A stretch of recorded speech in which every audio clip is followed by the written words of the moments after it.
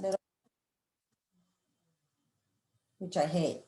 All right, so let's start all over again. So we have this complete. Osmosis is the diffusion of water. So that's our solvent, right? And when we consider the movement of water is because when we consider solutes that are moving through a membrane, if they're allowed to, then water also is going to be moving because everything in our body is in a solution. So we have water outside the cells, water inside the cells. So water likes to move to dissolve. So whatever is higher concentration, water is going to go there because it likes to go and dissolve. So we mentioned last week that the human environment has a concentration of 0.9% saline. I should have put saline there. And another way of saying this is 300 milliosmoles. So 300 milliosmoles equals 0.9% saline. It's the same thing, it's just that we're using different units. Now for chapter 6, you probably remember what the definition of molarity is, right? Is 1 mole of a specific molecule dissolving 1 liter or 1,000 milliliters of water. But what is osmolarity? It's kind of like the same thing, but instead of talking about moles, we talk about osmotically active particles. So what is the difference between a mole and osmotically active particles? And I want to explain this because the 300 milliosmoles is going to come back when we do urinary system. So it looks like way long time from now, but when I say 300 milliosmoles, then you have to remember what it means.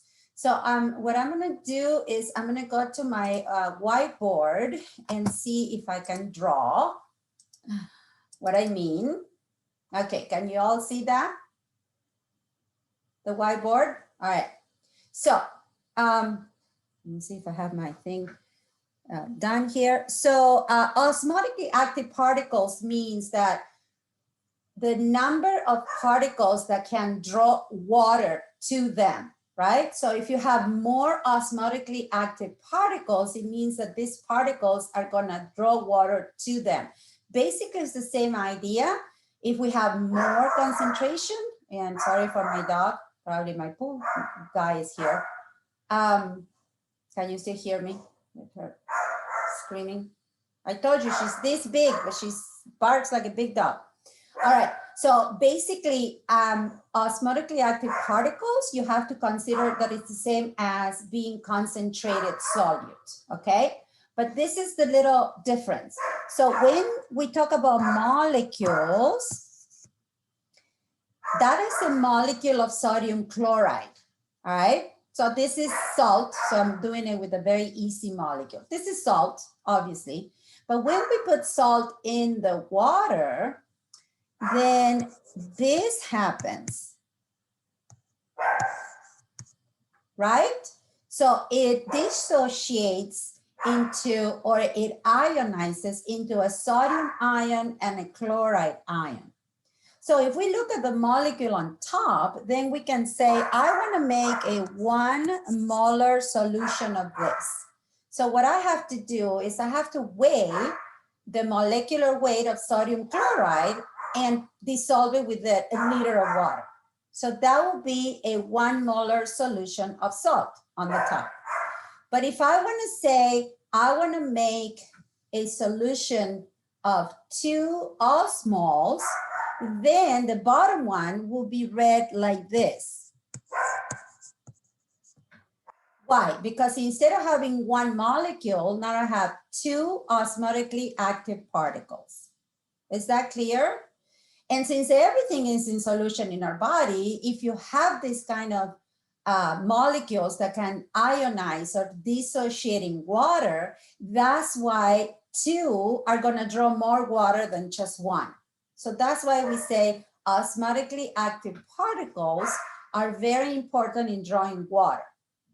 So now if we go back to what we had on the PowerPoint, where our internal environment has a concentration of 0.9% saline or 300 milliosmoles, what it means is that we have to have 300 osmotically active particles inside of our cells and outside of our cells, because that will make it isotonic, and that's how we should stay the whole time. If we talk about 0.9%, then we can say we have to have 0.9 of salt inside and out of the cells, and 99.1 of water inside and out. They mean exactly the same thing. It's just that we refer to 0.9% saline when we're doing kind of like an IV in the hospital, like I mentioned last week. And we refer to 300 milliosmoles. We're talking about urine and the balance that it does with our blood. And we're going to understand that later when we do urinary, but for now, that's all you need to know. Is that concept clear of molarity and osmolarity, right? Molarity refers to molecules dissolving 1 liter of water. Osmolarity refers to osmotically active particles dissolving 1 liter of water. And it means the same, but we refer it into different units, okay? So this is exactly what osmosis is. We have that semi-permeable membrane. Remember that our membranes are not permeable to everything, right? They are selective, and that's why some molecules need help to go in and out of our cells. But in this case, we have a high concentration on the left and a low concentration of sodium on the molecules on the right. So where is water wanna move? Where there's more solute. And that's why you see that water flux going to the left, because on the left we have a higher concentration and the water likes to move to dissolve. And let me just make a little stop here. I'm gonna close my door so my dog stops annoying me.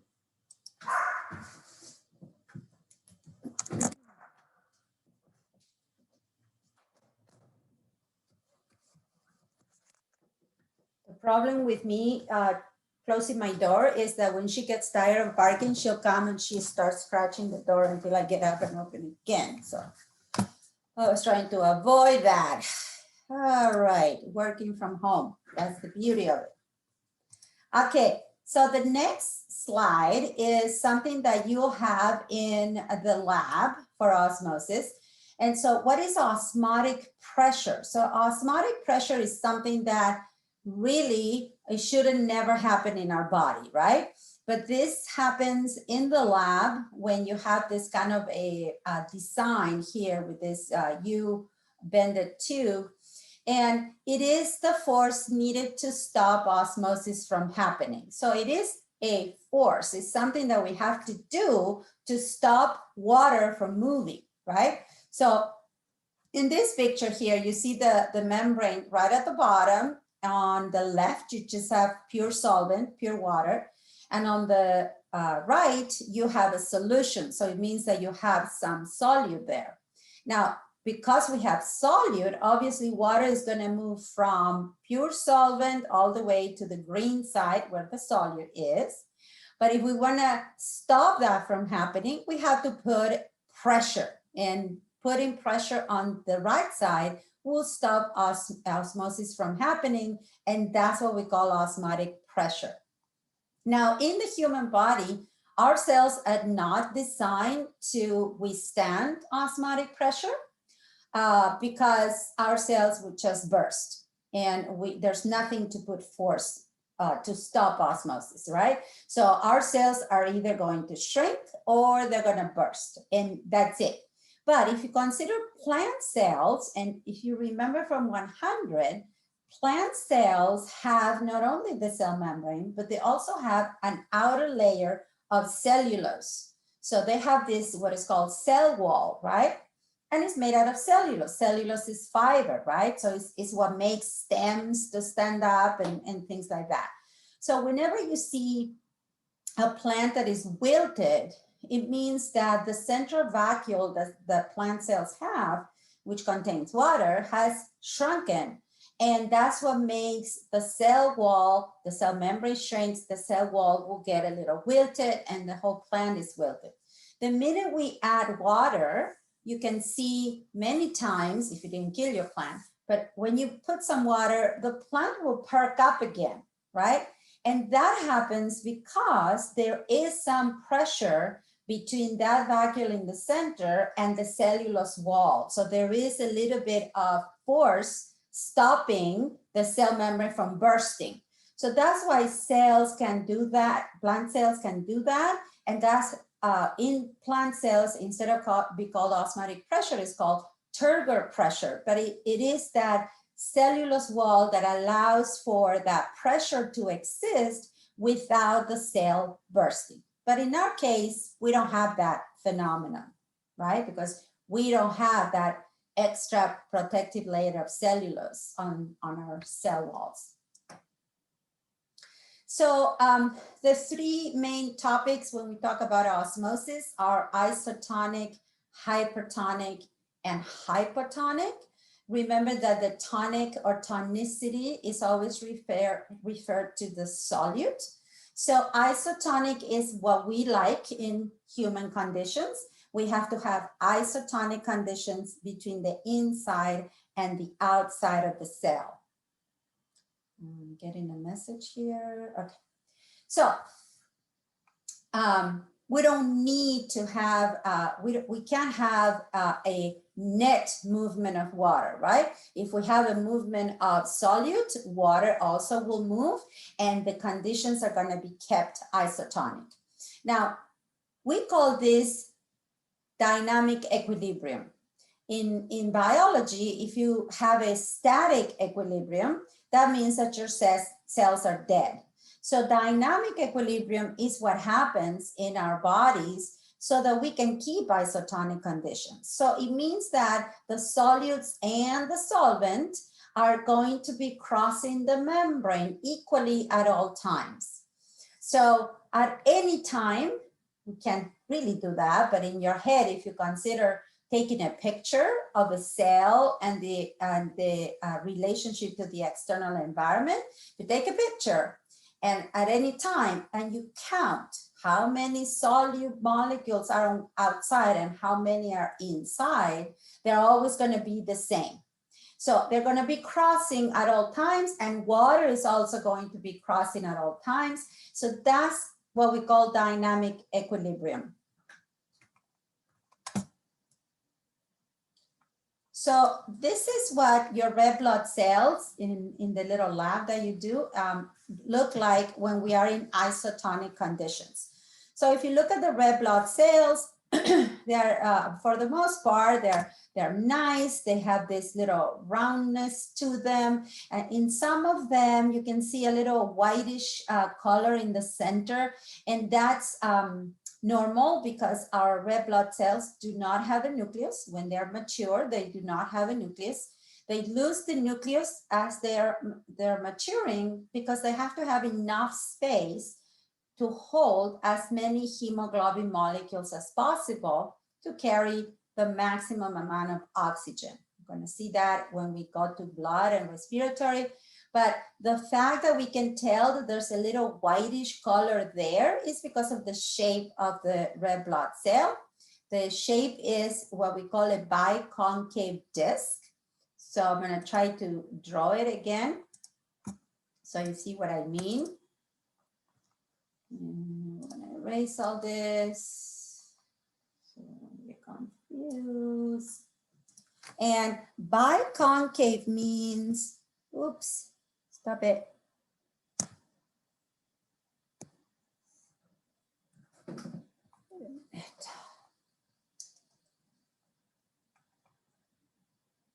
Here. All right.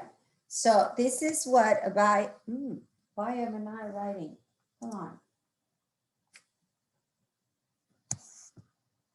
No.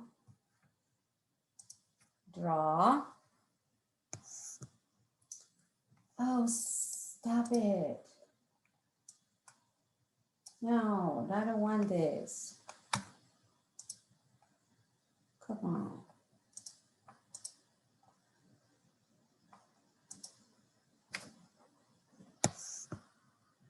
No, that's not what I want to make. Okay, let's see if I can do it with the mouse. No. I'm having a hard time with this. Okay.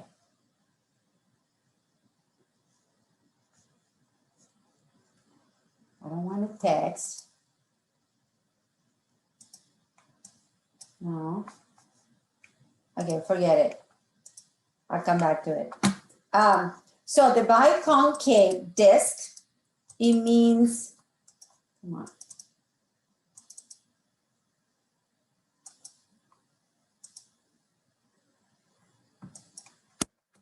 Okay, there we go.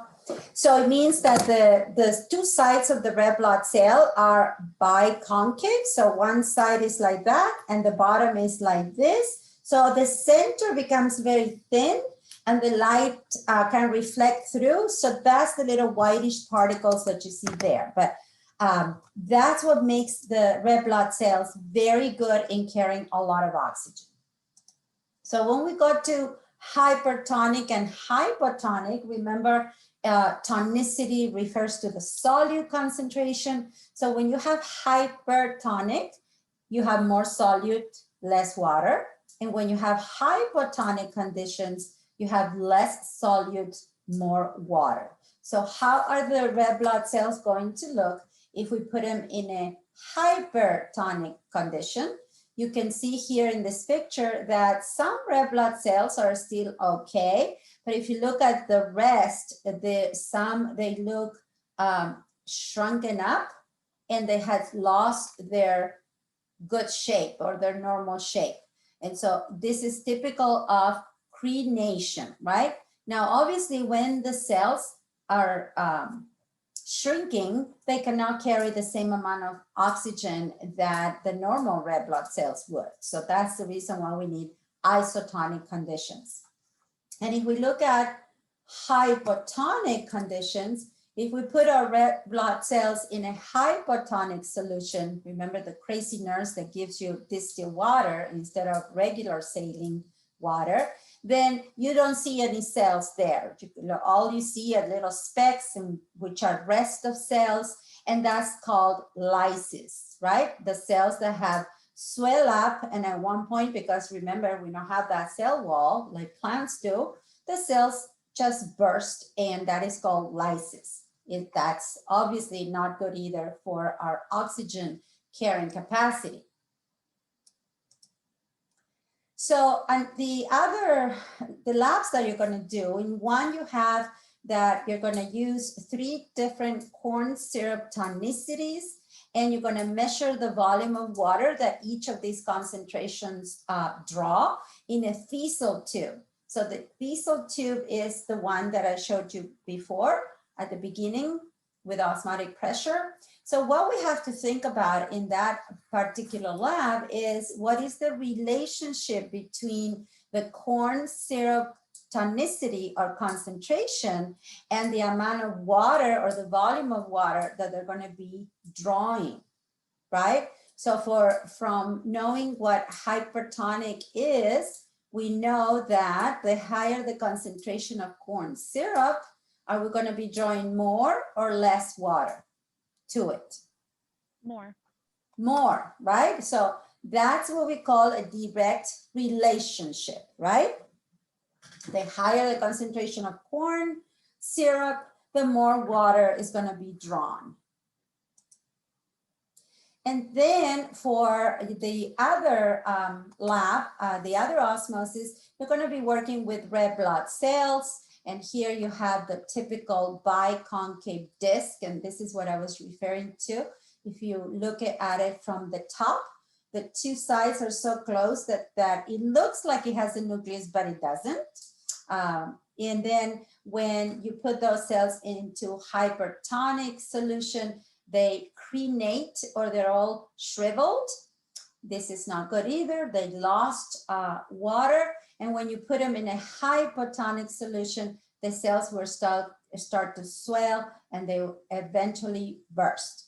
Now the bottom is what I was talking about plants. And you can see that in the middle, we have the isotonic conditions where the plant is happy here, right? It has enough water inside, and the cell membrane is really attached to the cell wall from the inside, right? So it's okay, the cell is happy in these isotonic conditions.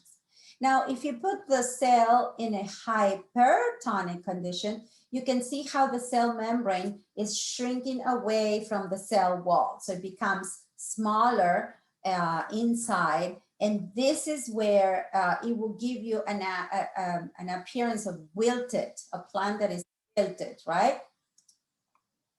Now, if you put it in hypotonic, your plant is wilted here, but now you put some water, right? Just plain water. This is what happens, and what I was talking about, that the cell membrane will expand because of the central vacuole, and it's going to attach to the cell wall, and that's when we have a plant that is perking up.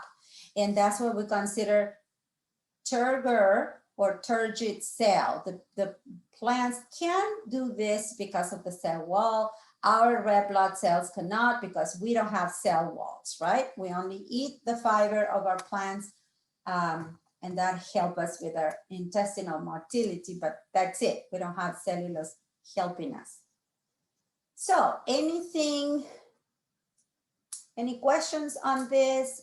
Two little labs and the concept of osmosis and iso, hyper, and hypotonic. No, we're good?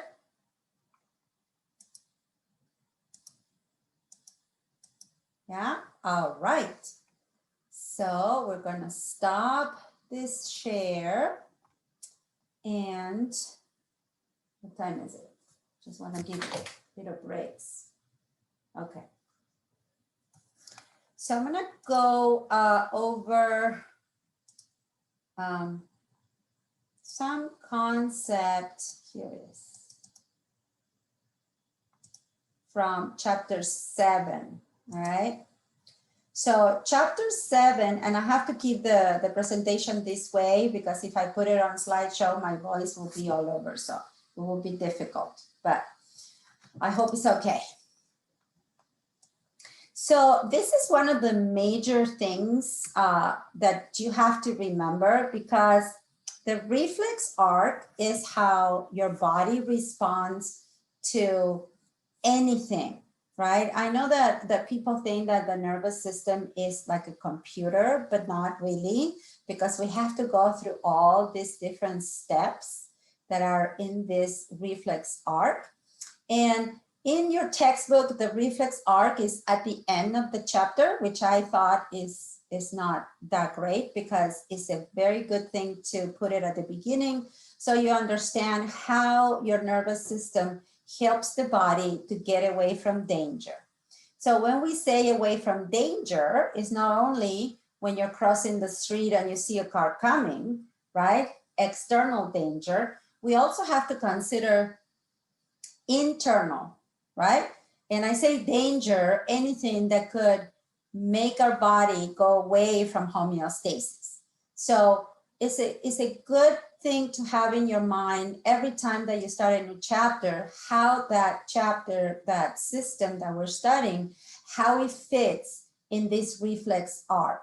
Because for the most part, every single system that we're going to study is going to have this interpretation from the reflex arc idea. So I just mentioned running away from a car, right? You're crossing the street, you see that a car is coming a little fast. That's your stimulus, right? The stimulus is the one that we're seeing with our eyes. So that's stimulating our eyes. We're seeing a car that is coming. Now, we may or may not have a specific receptor for that. In this case, we do, which is our eyes, right? Our eyes are receptors. And those eyes are going to generate information that is going to be sent by a sensory neuron to the interpretation center. So a sensory neuron, it's good, namely sensory, because it's sensing what's going on, right?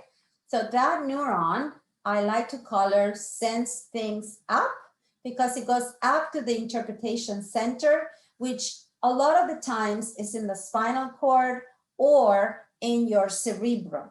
Now, the division of the central nervous system includes the cerebrum and the spinal cord, or the brain and the spinal cord. All that is considered central nervous system. So sometimes we have to interpret things that they're like reflexes that we don't have to intellectualize. If you see a car coming really fast, you're going to start running. So you don't have time to intellectualize what's the color of the car. Is it coming at 40, 60, 50? So that's a very fast type of response that is handled at the spinal cord level, which means we interpret that is danger coming. So the spinal cord is going to send a motor neuron, and motor means movement, which in turn is going to send it to the effector. And in the example that I gave you about running away from the car, the effector are going to be your skeletal muscles. You need your skeletal muscles to run, right? And obviously your legs are going to be extremely activated so that you can hopefully avoid the stimulus, the car that is coming. So in this example, I gave you an idea on obviously getting your body away from danger, right? But if we consider high blood pressure, for example, if for whatever reason your blood pressure goes up, and we're going to learn more about this in cardiovascular, but think about you have normal blood pressure all the time, but something happens that your blood pressure spikes at one moment in the day, right? So that increase in blood pressure is the stimulus. So we have receptors in our heart and in the carotid artery. The carotid is the one that goes on each side of the neck and is the major artery bringing blood and oxygen to the brain. So these receptors that are detecting changes in blood pressure, they're called baroreceptors, B-A-R-O, baroreceptors. So these receptors are going to get stimulated, and they're going to send that information to the sensory neuron, which in turn sends it to the interpretation center. The interpretation center for blood pressure is in our cardiovascular center, which detects those changes of blood pressure, and they're located in the medulla of the brain. Medulla is the connection between the pons and the spinal cord. So we have brain, pons, medulla, spinal cord. So fairly higher up, right? So this center is going to interpret where we have danger, we have a spike in blood pressure. So the motor neuron is going to go to the effector, which in this case is going to be your heart. And what's going to happen is that the heart is going to slow down. The heart rate is going to lower. Another thing that is going to happen when we have a spike in blood pressure is that the smooth muscle in our blood vessels is going to dilate, trying to drop the blood pressure. And that takes care of that little spike. Now, why do we have to do all this?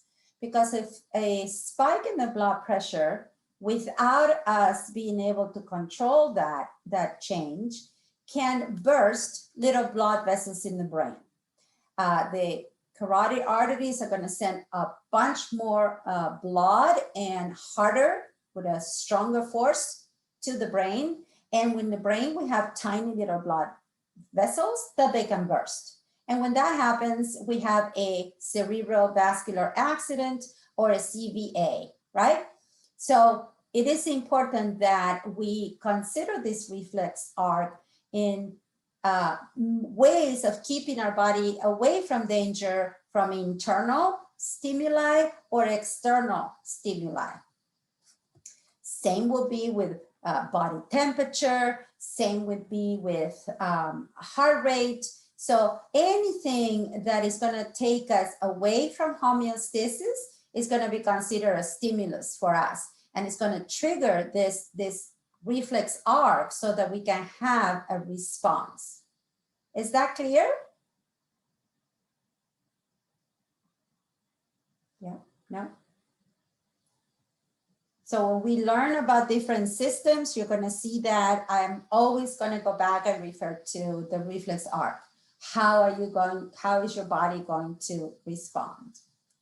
So effectors can be skeletal muscle.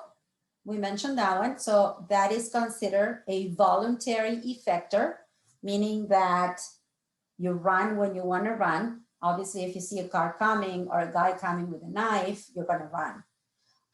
So that's pretty fast, but it's voluntary, right? Skeletal muscle is voluntary because we can move different parts of the body without moving all of our body, right? So that's a voluntary effector.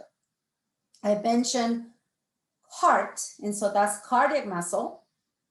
Cardiac muscle is involuntary effector, right? We don't know when all this reflex arc is happening, but the cardiac muscle is going to increase or decrease the heart rate depending on what we need, right? We don't tell the heart what to do, it's just happening. So it's an involuntary effector. Another effector I mentioned was smooth muscle. Smooth muscle is involuntary. We have smooth muscle in most of our hollow organs. And think about digestion, right? How we kind of like squeeze the food through the GI tract. But in the blood vessels, it's extremely important because it allows us to dilate, vasodilate, or vasoconstrict. So it's important that we have that ability, but it's involuntary. We don't know when that's happening. But like I mentioned in the example of the little vessels in the brain, we're going to vasodilate so that the blood doesn't go up with tremendous force that they could burst them, right? And then another effector that we have is glands, and mostly, not mostly, I would say all glands, right? Because we don't tell our glands when to secrete. So we have endocrine glands, and we'll have a whole chapter on that, like the thyroid or the adrenal glands. And we also have exocrine glands like sweat glands and salivary glands or wax glands. So all those are involuntary effectors, okay? So according to that is that we classify the nervous system. So you can classify it according to the location. So where is the nervous system in the body? So according to the location, we have central nervous system, brain, and spinal cord. And then we have the peripheral nervous system. Peripheral means to the periphery. So it's coming out of the spine of the brain and the spinal cord. And those are nerves, right? So we have cranial nerves, if they're coming out of the brain. Those nerves are mostly sending information or receiving information from the face. And then we have spinal nerves that are coming out of the spinal cord, and they are what we call innervating or effectors, right? And another part of the peripheral nervous system is what we call ganglia. Ganglia is plural, ganglion is one. So ganglia are accumulations of body of neurons that they're outside the central nervous system. And we're going to see that on chapter 9, so you don't have to worry too much about that right now, but that's the definition. Another classification, it could be the one that I just explained in our reflex arc, which is according to the effectors. I like this classification because it really tells you how the nervous system works. So if your effector is skeletal muscle, then we call that the somatic nervous system. SNS. Somatic. Now, soma is body. So somatic means we're moving our body. So that's how you remember that the effector is skeletal muscle, right? It's so important to have muscles because without our skeletal muscles, we just be a bag of bones on the ground. Our skeletal muscles are helping us to move and to maintain our skeleton, right? That is so heavy. And then the other division is what we call the autonomic nervous system, ANS. And those are the effectors that I mentioned that they are involuntary, like the smooth muscle, the cardiac muscle, and glands, both endo and exocrine. Now in chapter 9, we're going to see that the autonomic nervous system, the one that we cannot really control because it's involuntary, is divided into two branches, sympathetic and parasympathetic. When we talk about sympathetic, is what everybody knows as the adrenaline rush. That's the sympathetic, so it's excitatory most of the times. We're going to see when sympathetic is not excitatory. And parasympathetic is mostly inhibitory. So we call the sympathetic the fight or fight. You know that one, right? Fight or flight means you're gonna get ready to fight or you're gonna get ready to run. And the parasympathetic is inhibitory, so we call that one the eat and relax. It's when we have Thanksgiving coming up, and you know that you're going to have about 5,000 calories. And after you eat that, what mostly all of us do is sit down and watch TV. There's not much you can do because you have to relax to allow for all that food to be digested. So that's why it's called that way. So any questions so far? No, are we good? I don't see anything on the chat. All right.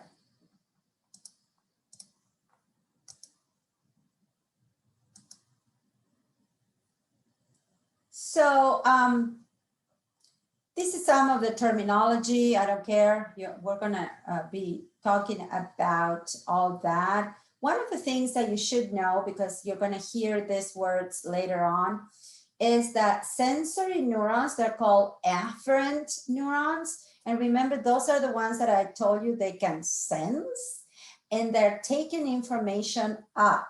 When I say up, is because they're taking the information either from the external environment or the internal environment, but they're sending it up to the central nervous system. Remember, it could be the brain or the spinal cord. And when we talk about a motor neuron, this one is the one coming out of the nervous system, of the central nervous system, and it's going to go out to the effectors. And that's why it's called efferent, more for exiting the central nervous system. So it's going to go to the effector. And our examples, we have muscle, heart, glands, right? So I'm not going to talk a lot about the tissue. You can learn that on your own. But what I want to talk about is this. No, this. No, I see a typo there. Oh, can't do that. All right. So the resting membrane potential. We mentioned resting membrane potential, remember, in chapter 6. And I told you that it was a very important state where all our cells had to be at. And most importantly, muscle cells and neurons, they have to be maintaining this resting membrane potential. So the definition is that all cells have a resting membrane potential because they are, the ions inside and out are unequally distributed, so that we don't have the same number of negative ions on the inside than we have on the outside. So if you count how many negative ions are inside in comparison to the outside, we know that there's more negative ions inside.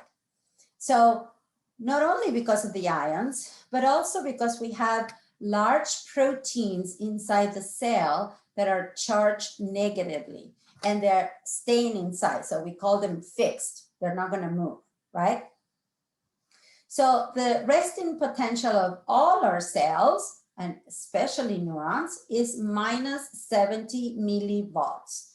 So the minus is because we are referring to the inside of the cells. So all our cells are more negative on the inside than on the outside. And millivolts is a measurement of electricity, right?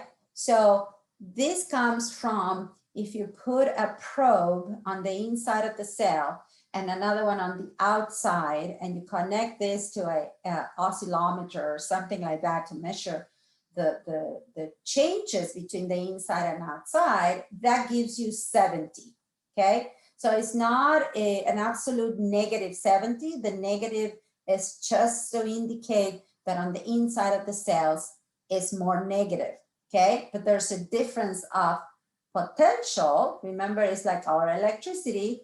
Ours is what, 110, right? In cells is 70 millivolts. That's what the cells have to be at all times, and more so neurons and skeletal muscles and smooth muscle and heart, because those are the ones that can respond to a stimulus, right? The other thing that we have to consider in our resting membrane potential is the sodium-potassium pumps. And this is what you learn in chapter 6, which is a active transport, right? Because we're moving the ions against the concentration gradient. So it's hard to move uphill or upstairs, right? It requires work. And so when we requires work, active transport requires ATP, right? And the other thing that gives importance to the resting membrane potential is that we have some permeable, the membrane is permeable to some ions more than others. In other words, being permeable means that the cell membrane allows for these ions to cross easier than others, okay? So one of the things that we have to always remember, and remember from now till we get to urinary system, that at rest, there's always a high concentration of potassium inside the cell and a high concentration of sodium outside the cell. So how can you remember this? There's a lot more potassium inside than out, and there's a lot more sodium outside the cell than in. So one of the ways that I used when I was a student to remember this is like when you're exercising a lot, and I play tennis, so I'm watching a lot of the Australian Open, and I like Rafa, for those of you that may ask, not, but I thought I should share that. The only way that I used to remember this is because when you play a sport or you're exercising for a long time, running or whatever, you start to cramp, right? You start having these cramps in your muscles. And what is it? Well, it's that you're losing a lot of potassium from the inside of the cells. And then what most sports people do, and I see this during tennis matches, they eat a banana.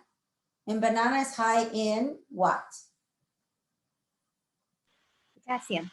Potassium, yay. So that's how I always remember. If I lose potassium, I'm gonna start cramping. So potassium always needs to be on the inside. Sometimes with a lot of exercise, we start leaking potassium out, and that's when we can get injured because our cells are not keeping right amount of potassium inside your cells, right? So high potassium inside, high sodium outside. So that's something that you have to remember always. And I know that you have this in a lot of very fancy drawings in your textbook, but I like my own drawings. So this is what I usually do if I'm teaching face-to-face. I do my own drawing on the board, and that's what this is coming from. So the line that you have here in the middle here, that represents your cell membrane. And obviously we know that our cell membrane is a phospholipid bilayer. But I just, for simplicity, I just did one little line. Now the inside of your cell is at the bottom. You can see here my mouse moving, and the inside is always negative, right? Always negative. And the outside is more positive, all right? Now the other thing is that we have to consider, and I didn't do this, oh darn, okay, but I'm gonna add it, that on the inside, we have high, come on, draw, high potassium, yeah? So we have a lot more potassium on the inside than what we have on the outside. That's what we just said, right? The other thing that we said is that we have high sodium on the outside and very low on the inside. Okay, so that's what happens, and this is normal for our cells. Okay, so in our cells, we have what they're called leaky channels. In your book, they're called leak channels. I like leaky. I don't know. I remember those better. So we have a leaky channel of potassium. And what it means by leaky is that they're always open, right? So this will be like a protein channel. It's always open. That's what we call leaky. So if it's always open, and because of what we learn about diffusion, if you look at the concentration of potassium here that is higher, how is the potassium going to move? You can tell my arrow there, right? From diffusion concept, we go from high to low, right? And so you can see this leaky channel over here that is allowing for potassium to leak out all the time. Now, is that something that we like? No, because what do we say? Cells need to be having a lot of potassium on the inside, and we have to take care of this leakage here, okay? So remember, a leaky channel, and this is how we come wired, so don't ask me why.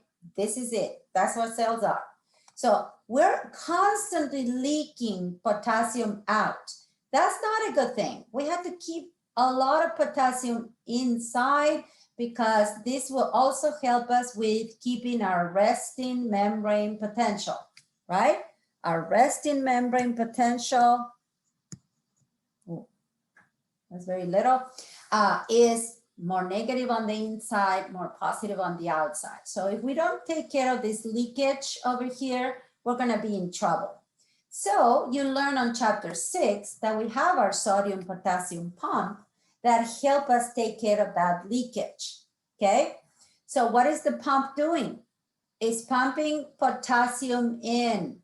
All this potassium that is leaking here is being pumped in. Now, why we need ATP for this transport? Because we're moving potassium against the concentration gradient. We're moving potassium from there's low to where there's high. So we're going uphill, we're going upstairs. So that's why we have to take care of that leakage of potassium. Now, and I'm gonna have to add it here, we also have what is called a leaky channel for sodium. So remember, leaky means that are always open. So if we have a channel that is always open for sodium, and you look at the concentration of sodium, how is sodium going to be moving? It's going to move in. is going to move in at all times. So we're going to have this leakage of sodium coming in. Now, is that what we want? No, because what do we say? We want sodium to be out, more so than in.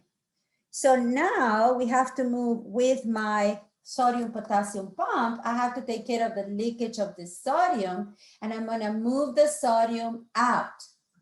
So this pump that we have here is moving both of these ions against their concentration gradient. And that's why this is such an active transport, because we have to move the sodium out, and we're moving it from low to high, right?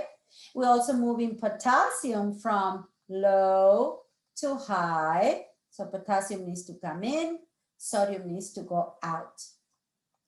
The sodium potassium pump is one of our most important transport across the cell membrane, because they are there to just keep our resting membrane potential. So each of our cells, they probably have about, I would say 1,000 pumps all around, because they have to work 24/7, 365. If these pumps don't work, then we don't have resting membrane potential, and your cells cannot respond to stimulus, especially if we talk about nervous system, skeletal muscle, cardiac system, okay? And where do we spend most of our ATP? We spend it in the sodium potassium pumps. There's some poisons that they can stop the sodium potassium pumps, and that's the reason the cells will die, tissues will die, organisms, and the person will die. Just because if we block these sodium potassium pumps, we cannot get rid of the leakage, and we cannot maintain our resting membrane potential. So are we good so far? Very important concept here. Sodium potassium pumps use most of the ATP that we produce. Where do we produce ATP?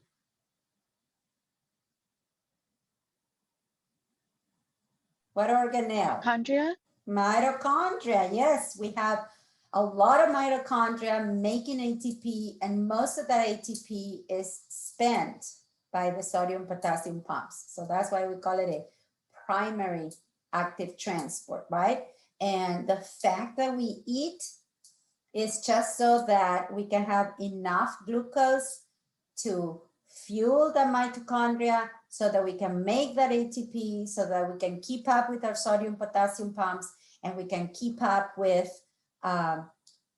this leakage, so that our resting membrane potential is always at the right amount, negative on the inside, positive on the outside. So it's 2:03. I'm going to stop for a little bathroom break. I don't want you getting glazed over, because this is a very important topic.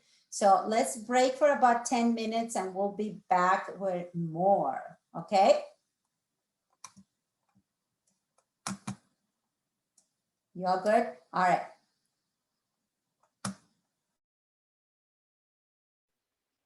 Professor, will we be going over the discussion questions from last Yeah, week? I saw that on the chat that somebody wanted to discuss the second question. So I'll go over that. Okay, can we go over both? Sure. Yeah, Okay, definitely. great.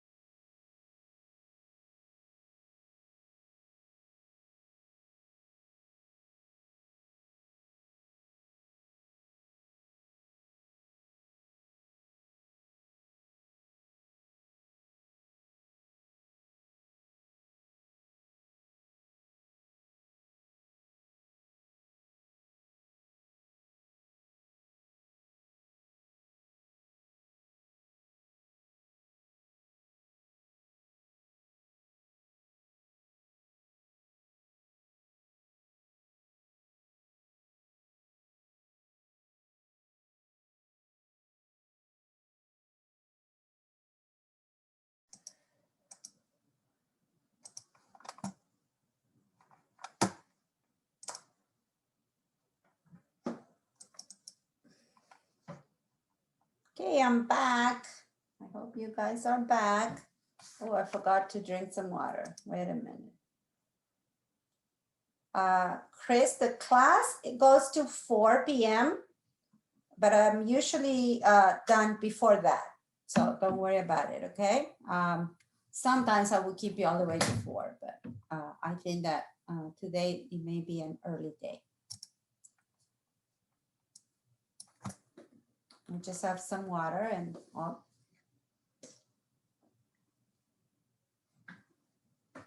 I'll be back there. I think that's what we were. All right, so this is the basics, okay? So up to here, up to the 2 leaky channels, this is how our cells are wired. This is how our cells behave, and this is how we are able to keep our resting membrane potential. So remember that the function or the main purpose of the sodium potassium pump is really to make sure that we take care of the leakage that occurs because of the leaky channels that we have. And that is what help our cells to keep the resting membrane potential. I'm gonna go back to this, okay? So like I mentioned before, muscle cells, neurons, they're able to respond to stimulus. So that's why they're called excitable or irritable. They are able to respond to a stimulus, and the way that they do it is by changing the resting membrane potential. So again, we had to go back to our phospholipid bilayer. Since our membrane is semi-permeable, these ions need to be permeable, right? They need to be able to cross. Now, don't forget, we're talking ions. And from chapter 6, we know that any particle that is charged needs a protein channel, right? It cannot cross freely, because these ions that are either positive or negative, they can interact really well with the phosphate on the outside and on the inside, but they're going to get stuck in the fatty acid tails, right? In that middle region of the cell membrane that is so hydrophobic, right?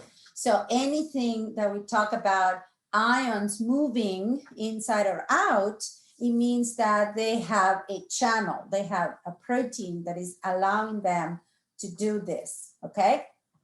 So we call those ion channels. And this is what happens when they get a stimulus. Now in chapter 8, I think it is, or maybe at the end of this one, that tells you how I read the book, right? The neurotransmitters are chemicals in the brain, right? So these are chemical signals, and that's what NT means here, right? So whenever you've heard in the past about talking about the chemicals in the brain, that's what the chemicals in the brain are, neurotransmitters, okay? And of course, we have a group of neurons that make them, and they are excitatory and they are inhibitory neurotransmitters. So you're going to learn all that. But they are chemical signals. They are the ones that start that stimulus in our reflex arc, right? So neurons are very, very easy to be responsive to a stimulus. So in this first picture here where it says neurotransmitter number 1, this is a chemical that is going to attach to a protein channel. Now, these ones that are closed all the time, they're called gated. So gated means they don't literally have a gate, but they have a conformational shape that it doesn't allow for anything to go through unless there's a stimulus like a neurotransmitter that attached to it. So you see here in this picture, you have that little dot here. That's what the representation of the neurotransmitter is. So the neurotransmitter, when it attaches to this protein channel that is close because of the shape, I don't know if you remember from 100, but anything that we attach to a protein can change their conformational shape. And remember, the shape is given by the primary, secondary, tertiary structures, the foldings of the protein. So if you add something to it, that changes, and that's what allows for the opening to occur. So if the neurotransmitter attaches to a gated sodium channel, then that's going to cause a conformational change, and it's going to open this channel. Now, why are we having a bunch of sodium rushing in? Because remember our last picture, right? Where do we have the most sodium? Out. So if we have something that is opening now this gated channel, like a neurotransmitter, obviously, because of what we learned about diffusion, sodium is going to go from high to low, which is inside. Now, if all of a sudden I have a rush of positive charges, that is going to reverse the polarity that I had. So at the beginning here, I have a resting membrane potential with more negative on the inside than on the outside.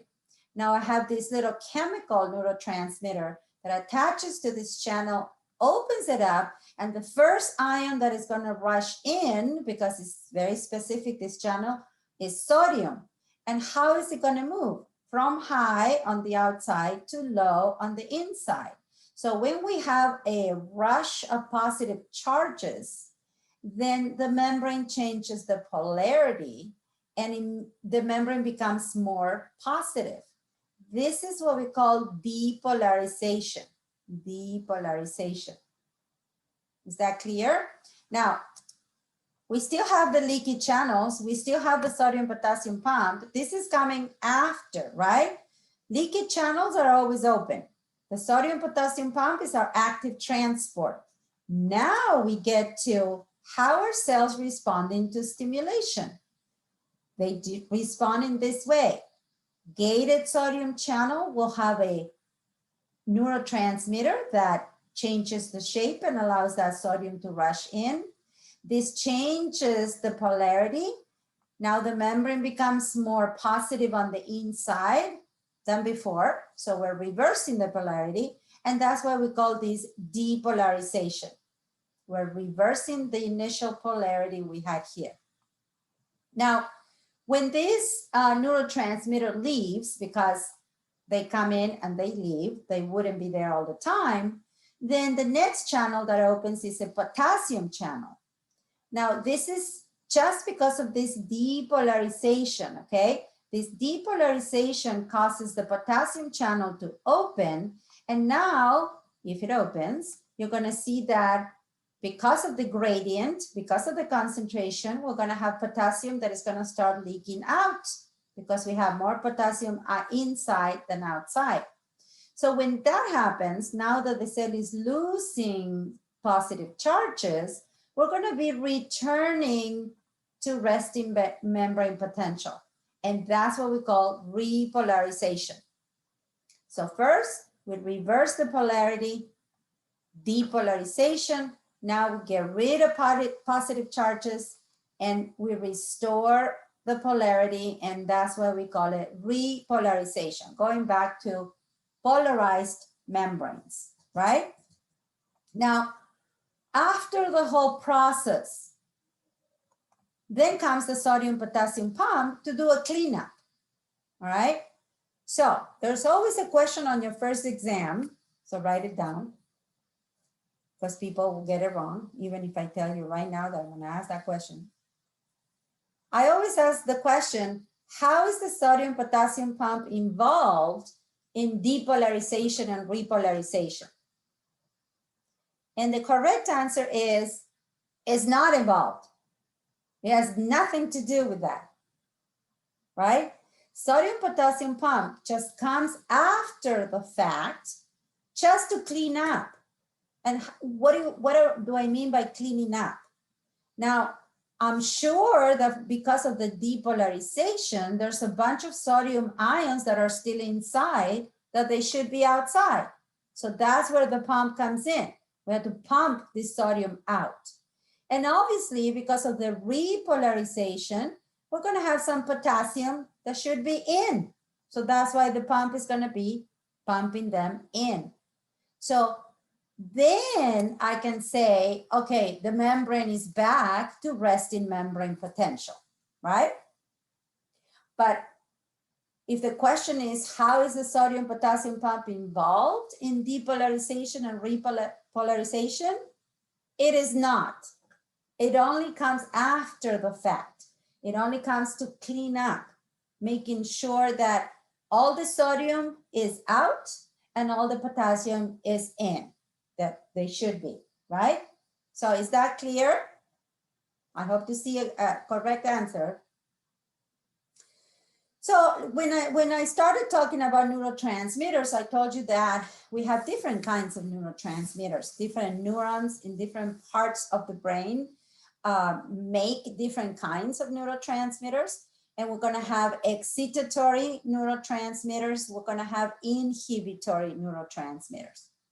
So if we have a neurotransmitter that is causing a depolarization, like here in this first step, then this neurotransmitter is excitatory. So depolarizations are considered excitatory events. What does that mean? If you think about muscle, since we talk about muscle contraction, an excitatory event will be muscle contraction. An inhibitory event will be nothing happens to the muscle, doesn't even move, right? So an excitatory event is caused by an excitatory neurotransmitter that causes a depolarization in the cell. So remember, depolarization, reversal of polarity, right? Now, before we can stimulate the cell, we always have to have repolarization. We always need to go back to that resting membrane potential. So that's going to be by the potassium going out, and then at the end, by the sodium potassium pump, cleaning up and making sure my cell is ready again, like here, as resting membrane potential. Only then this cell can be stimulated again. Okay? Now, if neurotransmitter number 2 attaches to a gated potassium channel, now we have attachment here. Obviously, that changes the shape of this protein channel. And if it changes the shape, and this is a potassium channel, they're very specific, right, for different ions, potassium is going to rush out, right? The potassium is rushing out because remember, we have more potassium inside than on the outside. So if it finds a way, it's going to rush out. So when that happens, if I lose a bunch of positive charges now from the inside, the cell is going to be even more negative than before. If it were negative here, now it's going to be more negative. I didn't know how to indicate more negative. But that more negative event is called hyperpolarization. Hyperpolarization. Yeah? So more positive is depolarization.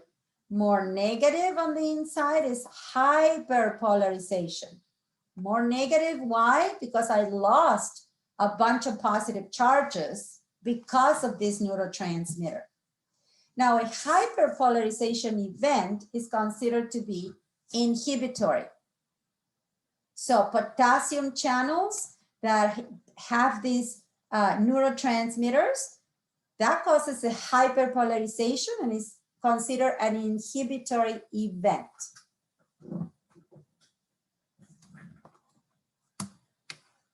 Now, we can have other types of neurotransmitters like this one here, number 3. And this one, it will attach to a gated chloride channel.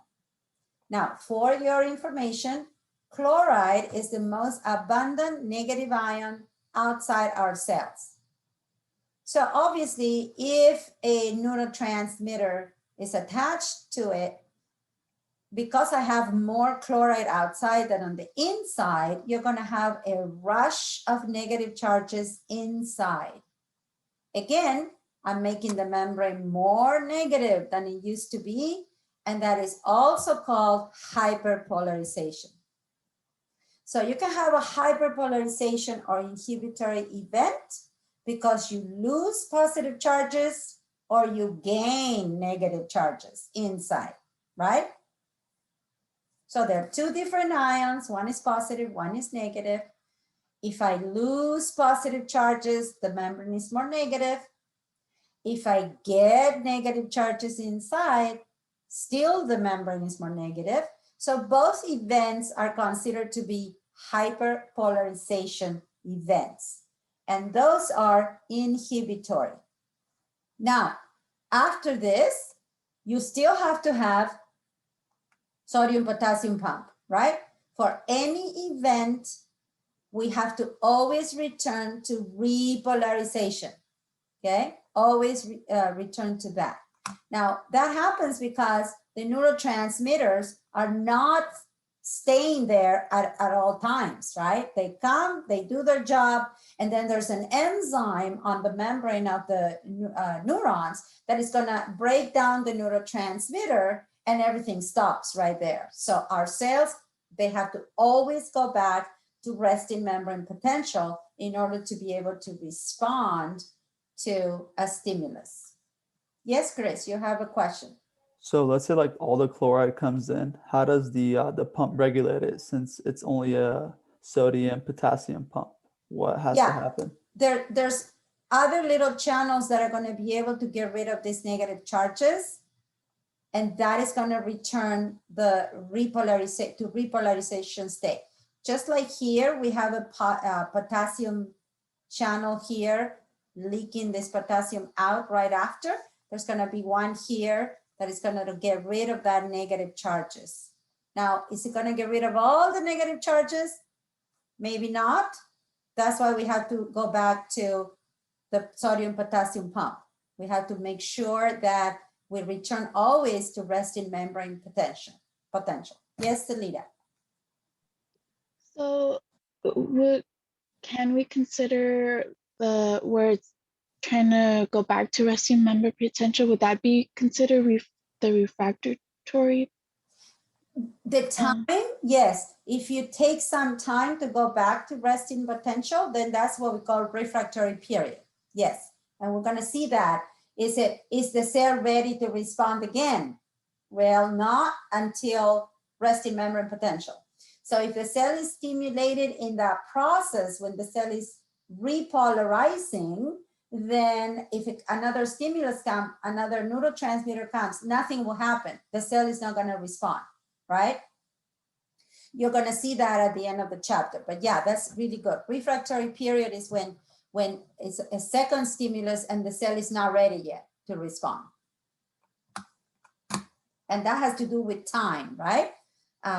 It's some period of time that the cells cannot respond, period. So that will be considered absolute refractory period. And there's certain other times where the cell may be able to respond if the stimulus is strong enough. So that we call relative refractory period, which means that with an increased stimulation, the cell may be able to respond, maybe not as strong, but it may be able to be stimulated even if it's not ready.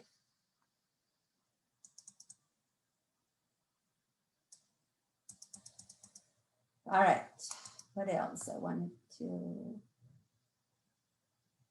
So here's really explaining what I just said. This is just to represent what a gated channel means. It's not actually a gate like you will have in your yard, but it's just that the channel is closed, but whenever there's a excitatory event, the channel will open and then it will close back. And at this point is when we have the refractory period. The cell is not all the way ready back to resting, but the channel is closed.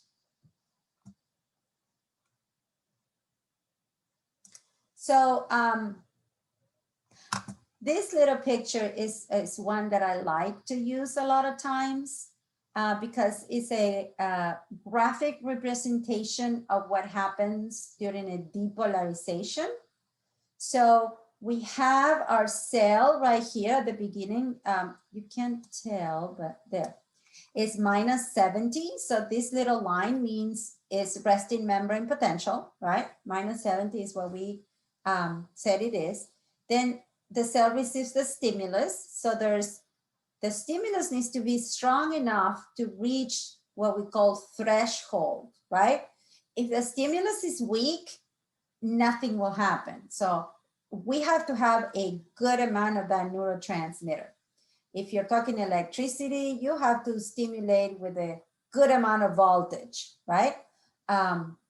So if you think about it, sometimes there are certain mental illnesses that is because there's a lack of neurotransmitter or there's very low amounts of neurotransmitter, right? So the cells are not responding because our neurons are not making enough of that specific neurotransmitter. So if we are not producing enough, we're never going to reach threshold so that the cell can really respond with a depolarization, right? So this upright over here is where the sodium is going in if we have an excitatory neurotransmitter, and it goes up and it makes the cell less negative, right? Or more positive.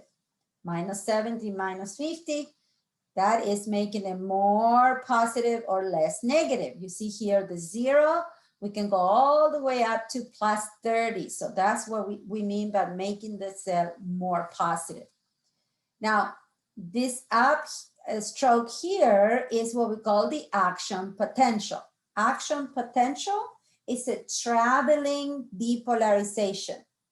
A long time ago, it used to be called nerve impulse, but it's the same thing. Nerve impulse or action potential, same thing. Now here, when we have the downstroke, if you notice, this is where the potassium is coming out. This is where the cell is returning to resting membrane potential. You see that here? Minus 70. Now, if you notice this, you have a little bit of an understroke here before we really reach resting membrane potential. So what is here? What's happening here? And this is very typical of our depolarizations.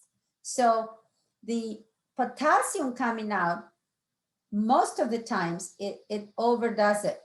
So it kind of like we lose a lot of potassium charges, but then it goes back to resting membrane potential, and it's thanks to the sodium potassium pump. So this is the typical graphic representation of a depolarization. Yeah.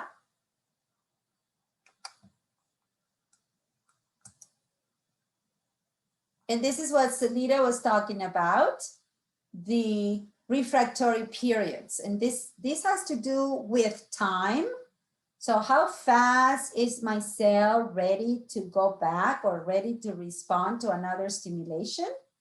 So during this time here, the depolarization is occurring and there's no way that the cell can respond there. So we call that absolute. So I don't care how much neurotransmitter is in this period here, the cell is not going to respond. When the cell is going back to resting membrane potential, even though we're still losing potassium to try to get back to that resting membrane potential, if the amount of neurotransmitter is big enough or the stimulus is strong enough, the neuron may respond. Okay, so that's why it's called relative, because depending on the stimulation, we may have a response from this neuron. It may not be as strong as the first one, but it may still be able to respond. But it also has to do with the amount or the strength of the stimulation.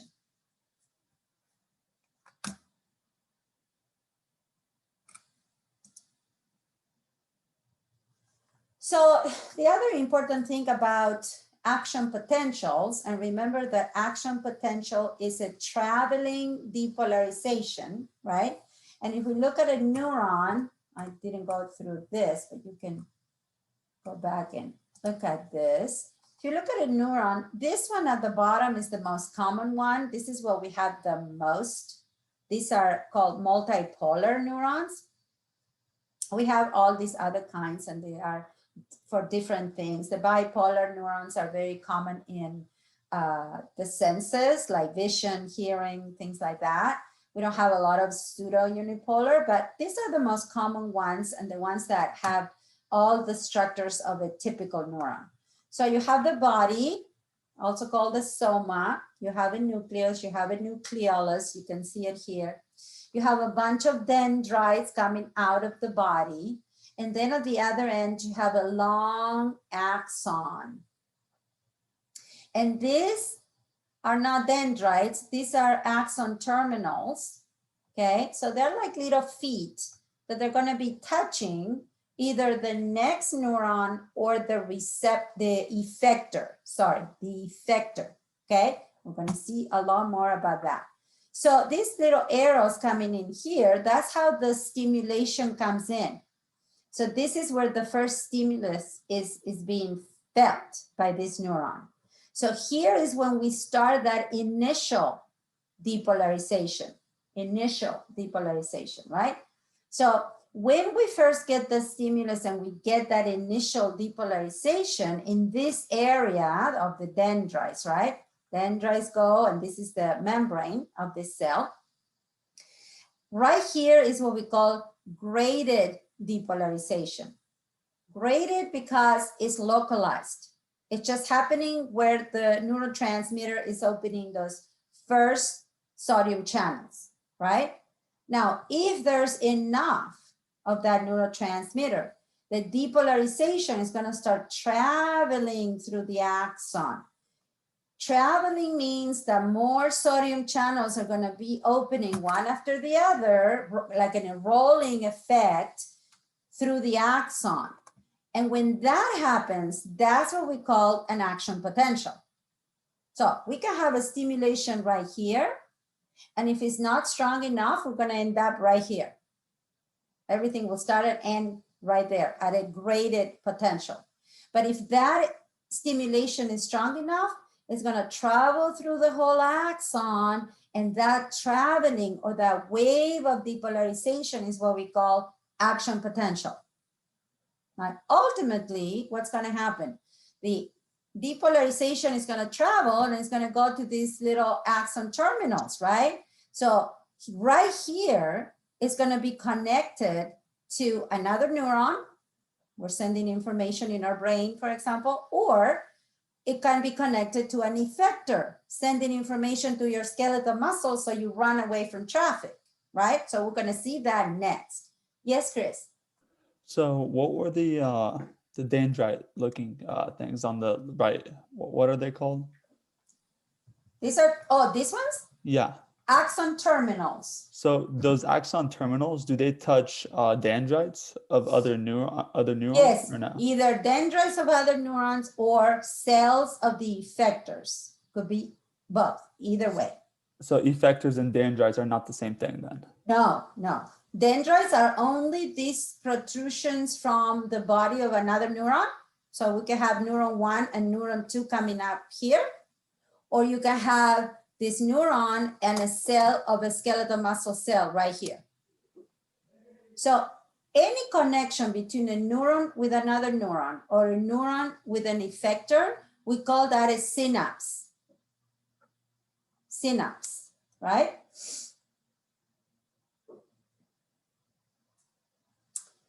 So, because we were coming to that, I'll go back to, but this is a synapse, yeah? So this that you see here, this enlargement is one of those little axon terminals. And this next one right here is called the postsynaptic cell because it could be another neuron or an effector cell. Got it? My dog started barking again. And what is the effector cell connected to then? Your biceps, for example, to quadriceps, so Okay, I see. you can run, right? Okay, so it Yeah. depends on what like the action potential is about. Yes, if it's to make you run, or it is to transmit information from one side of the brain to the next, for example. So that would be 2 neurons, right? I see. Yeah. So this one right here is called the presynaptic. The next one, either a neuron or an effector, is a postsynaptic, because this connection between the two is called a synapse. Yeah? Are we good with that? So I have to go back to this one. Now that we know what an action potential is, right? The wave of depolarization that travels through the axon and is going to make it all the way to the end to touch another neuron or an effector cell. So there's 2 ways that we can transmit that action potential. We can do it slowly, or we can do it very fast. So think about running away from traffic. That action potential, you think it has to be slow or fast? Fast. Fast. Fast, right? You want to get away from danger. So all of our nerves, which are a bundle of axons, they are what we call myelinated. So these motor nerves that are coming out of the spinal cord, they have this covering of myelin, because the action potential can travel faster on myelinated fibers than on unmyelinated fibers. So what is myelin? Myelin is a covering of fat that it wraps around the axons, right? So imagine a nerve, think about my fingers, a nerve is a collection of axons, right? And they're all wrapped in a membrane, which is called the perineurium. This is from 201, right? But each of the axons inside is myelinated. So we call that nerve a myelinated nerve. So myelin is produced by another cell of the nervous system, which could be Schwann cells or oligodendrocytes, if it's in the central nervous system. But they produce this fat, which is isolating, is insulating. So think about, I don't know how familiar are you with electrical cables, but sometimes I've seen my husband work on it, or my electrician. So cables have a plastic sleeve, and on the inside they have the copper, right? So the plastic sleeve is isolating, right? It's insulating away from the electricity that runs through the copper. Now myelin does exactly the same, except in our axons, it's not one continuous sleeve like the plastic on electrical cables, but it does it in segments. So the wrapping around, this is the axon, the wrapping around, you can see that it's in segments, right? So you see this axon here, and it has a bunch of this myelin, this fat insulating structure, but it's not continuous. You can see that there's little areas here where the axon is still naked, we call it, right? So our myelinated fibers, they have this nodes of Rambier's, they're called. So the in-between areas are the nodes, right? Which is the naked axon between myelin and myelin sheath or covering. Now, why do we call them nodes of Rambier? Because Mr. Rambier was a physiologist that discovered them. They always give names to everything, right? So the conduction of our action potential, how that wave is gonna travel, right, is faster in myelinated fibers than unmyelinated fibers. So why is that? Because if you look at this picture that I have up, the depolarization jumps from node to node, okay? Nothing happens where we have fat, myelin. because it's insulating, remember? So we have that the depolarization travels from node to node. And so we call this saltatory conduction because it jumps. Saltatory means to jump, right? In Spanish or Latin, salta, saltatory, right? So it's a lot faster to depolarize little segments of the axon and go to the next than depolarizing every single little adjacent piece of this axon. Takes a lot longer to carry action potentials in unmyelinated fibers. So why do we have unmyelinated fibers if it takes a lot longer? We have unmyelinated fibers mostly in our brain because we can transfer information from back to front, side to side. We don't have to travel that much, right? So we have gray matter, which is unmyelinated fibers in the cerebrum. Easy, doesn't matter because they're short distances. But imagine if you have to send information from your spinal cord to your legs to run. It's a long distance and we do it faster when we do it through a myelinated axon. It's saltatory conduction, it goes faster. The other good thing about myelin is that we don't lose a lot of, we don't have to use a lot of sodium potassium pumps to clean up because we only have to do it in those little naked areas, right? And remember, sodium potassium pumps spend a lot of ATP. So it's a lot more efficient to have conduction in a myelinated neuron than in unmyelinated neurons, right? Because imagine when we don't have the myelin, we have to depolarize every little single segment of the axon that is naked.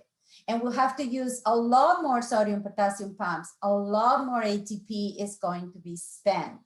So myelin is a sign of evolution, right? Think about an earthworm. Do you think that they have a lot of myelination? What do they do all day?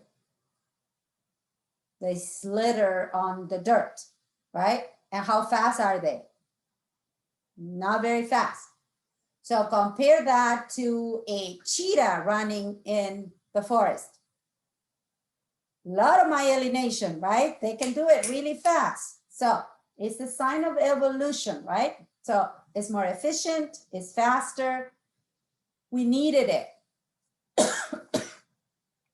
The other type of conduction in unmyelinated fibers is called continuous conduction. So one is saltatory conduction if we have myelin. When we don't have myelin, we call it continuous, just because we have to depolarize every single little piece of that axon. Takes time, right? Any questions on that? We're good? Okay, so this is what happens at the end. So far we've been talking on what's happening in a neuron that receives that stimulation in the body, in the soma, and the stimulation is strong enough that it's traveling through the axon, right? But now what happens to that stimulation when it reaches cell number 2 or it reaches postsynaptic cell, right? So this is what's going on when that happens. And you have here the little arrows that it says action potentials. See how they're coming? They're coming from the body of the neuron, right? Up and down now to the end of the axon. So in this picture, you only have one of those little feet. Remember our first picture, we have many at the end, right? So think about all those doing the same thing because the action potential is going to all of them. Imagine that when we have our, if you think about skeletal muscle cell, now we have, those skeletal muscle cells are very big and large. So think that every single one of these little axon terminals is going to be touching a different cell, okay, of the muscle, so that we're able to, for that muscle to do something. But in this picture, there's only, we're only considering one, but think that this happens everywhere, okay? So you see the action potential coming down, right? And when it's coming down, it's causing some changes in these little purple channels. These purple channels are calcium channels. So calcium is very abundant outside our cells. And so that's why when the action potential comes and we have all these calcium channels at the end, on the synaptic end or axon terminal, see what's going on, right? These little proteins start to change shape and the calcium starts to come in. Now we need the calcium to come in because our neurotransmitter is located in vesicles right here in this little foot that we're looking at, right? So this is where the neurotransmitter is stored in our neurons. We make the neurotransmitter in the body of the neuron, and then they come down and they're stored in these vesicles, and they stay there until they're needed. Now, if an action potential is coming down, we need a neurotransmitter to be released so that we can continue the information to the next cell. So when the action potential changes the shape of these little calcium channels, the calcium ions make the vesicles to move, and they go to the very edge of that synaptic end or axon terminal. And the calcium is the one that causes this exocytosis. It causes these vesicles to fuse with the membrane, and that's how the neurotransmitter is released. So remember, there's exocytosis is a transport across the membrane for bulk substances. That's the typical definition. Exo means outside. So calcium causes these vesicles to move, physically move, and fuse with the membrane of the axon terminal. And then the neurotransmitter, which are big molecules, is released into this little space here that is called the synaptic cleft. Synaptic cleft. See if I can have it here.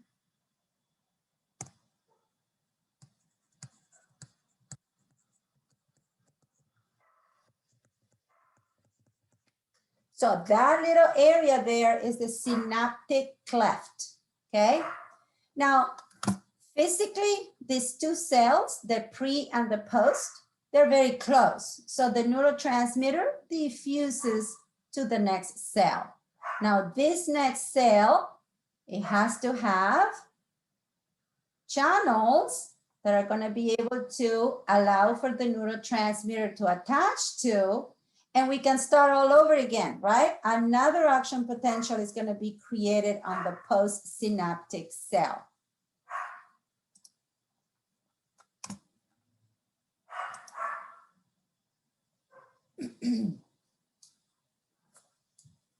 So if my postsynaptic cell has the specific channel for that specific neurotransmitter, my postsynaptic cell can start, for example, another depolarization.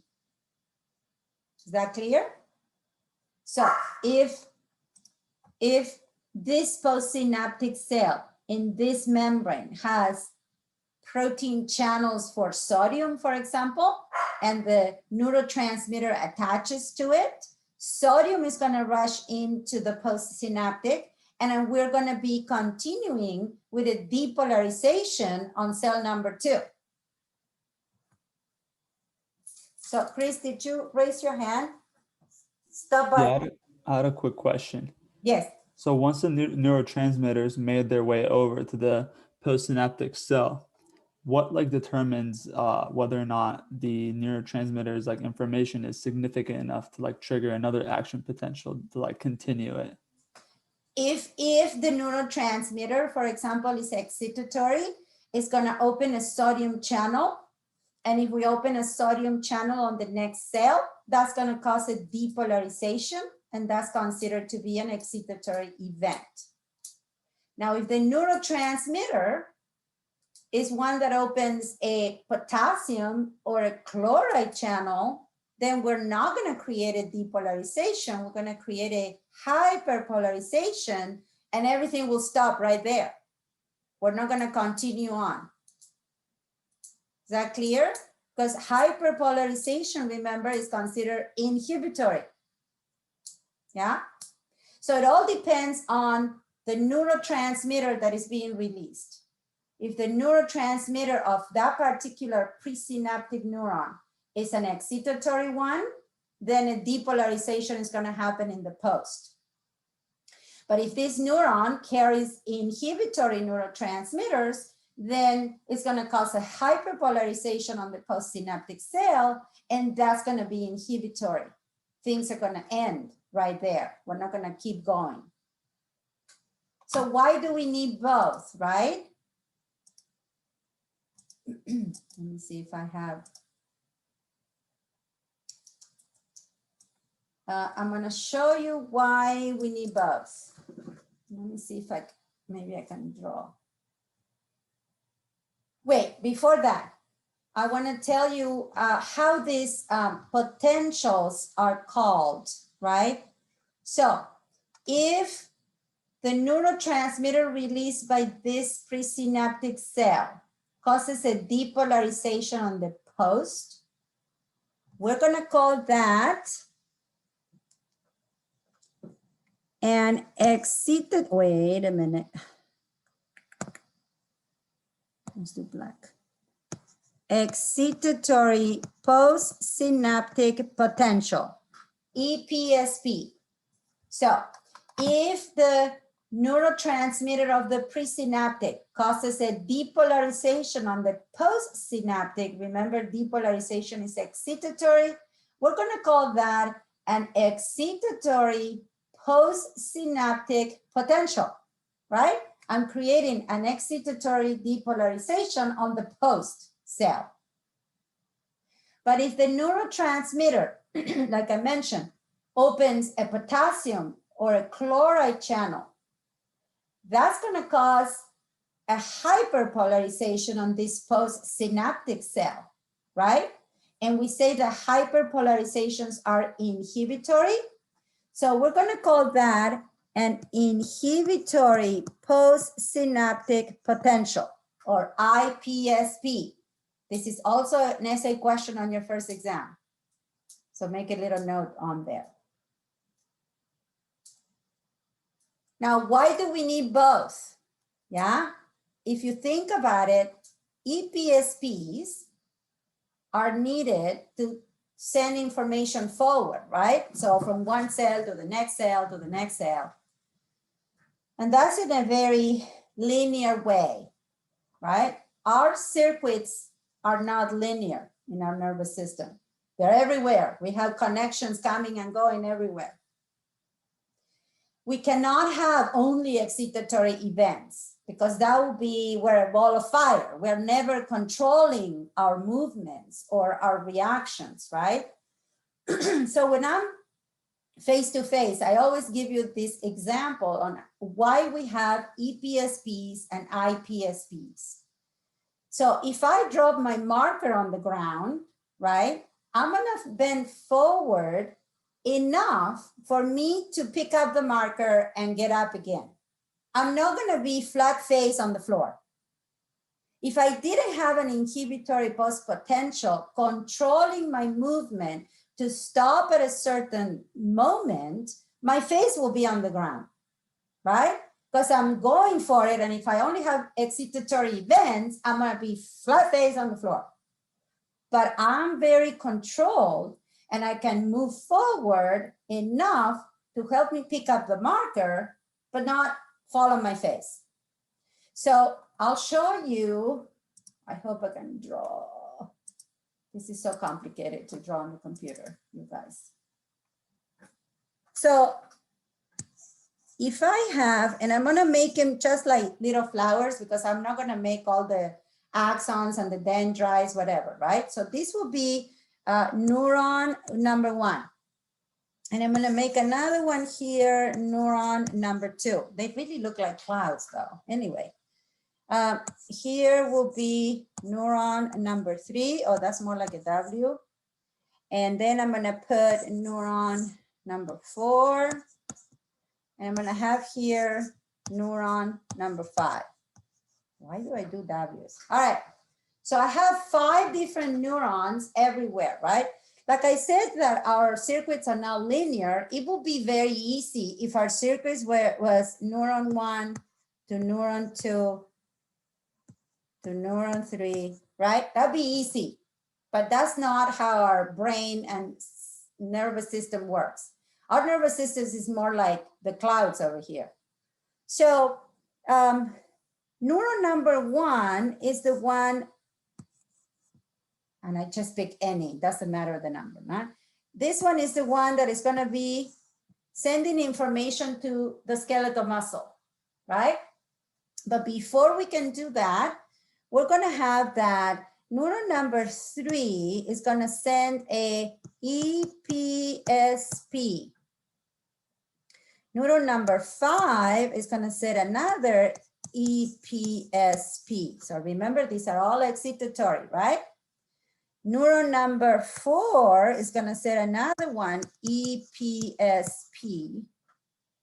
And neuron number 2 is gonna send an IPSP. So what's gonna be the final effect on this muscle cell? Will the muscle be excited or not? Will the muscle contract or not? Yes, right? Because I have a lot of excitatory ones. So they're more than inhibitories, postsynaptic potentials. So this will be the example where I'm folding forward to pick up my marker, but I don't fall on my face. If this one would have been EPSP, I'll be falling on my face, right? So I have to have the IPSPs to be able to control the movements, right? To be able to make sure that our responses are controlled and they're not all over the place. Okay, so EPSP is like the gas and IPSP is like the brake. Yes, Daniel, that's very good. What if it's 50-50? Nothing happens, Chris. Yeah, because they'd be negating each other, right? If I have 2 EPSP, 2 IPSPs, nothing will happen. So we need both. We need to have inhibitory neurotransmitters. We need to have excitatory neurotransmitters, right? We have to have these 2 events so that our responses are not crazy, they're not all over the place, and they're controlled. Now think about when I mentioned mental illness again. Every single little synapse in your brain has a neurotransmitter, right? So when doctor said, oh, you have a chemical imbalance, it means you don't have the right amount of neurotransmitter. You may have too much of one or too little. And that's when we start having issues with our connections, right? We're not responding the same way. We're not responding in the appropriate way. Or sometimes we're under responding. Like depression has to do with that. It's an under response because we don't have enough of a specific neurotransmitter, right?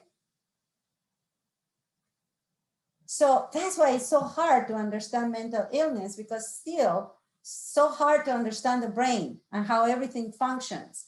And when everything is okay, boy, we should be happy, because it's so hard to figure it out, how much of one chemical and how much of the other chemical. And so when everything is working out and we're functioning, we should all be happy with that, right? So that's why mental illness is so hard. It's hard to treat, it's hard to have. So it's so complicated for everyone because it's so hard to figure it out. May I ask a question regarding that actually? Yes. So say, for example, some people with like ADHD, how they sometimes have like impulses where they want to do stuff and they do stuff and they don't really necessarily think about it, I guess. Yes. How's that would be explained then? It also is unfortunately, my daughter has ADHD, and that's also considered a mental illness. Mhm. It's treatable. It's okay. But they give you pills to treat it. Mhm. So it's very similar to not having the right amount of a neurotransmitter at the right time. So you can't focus. You want to go all over the place. You're going here, you're going there, and you don't concentrate on one thing at a time. Hmm. So it's really how would I call it, the response? It's a very uncontrolled response. They can't help themselves. I know because my daughter was that way since elementary school. And every, they give you the report. I have twins and they're grown now. I have a daughter and a son. And my son was always, when they were little, they were called gifted children.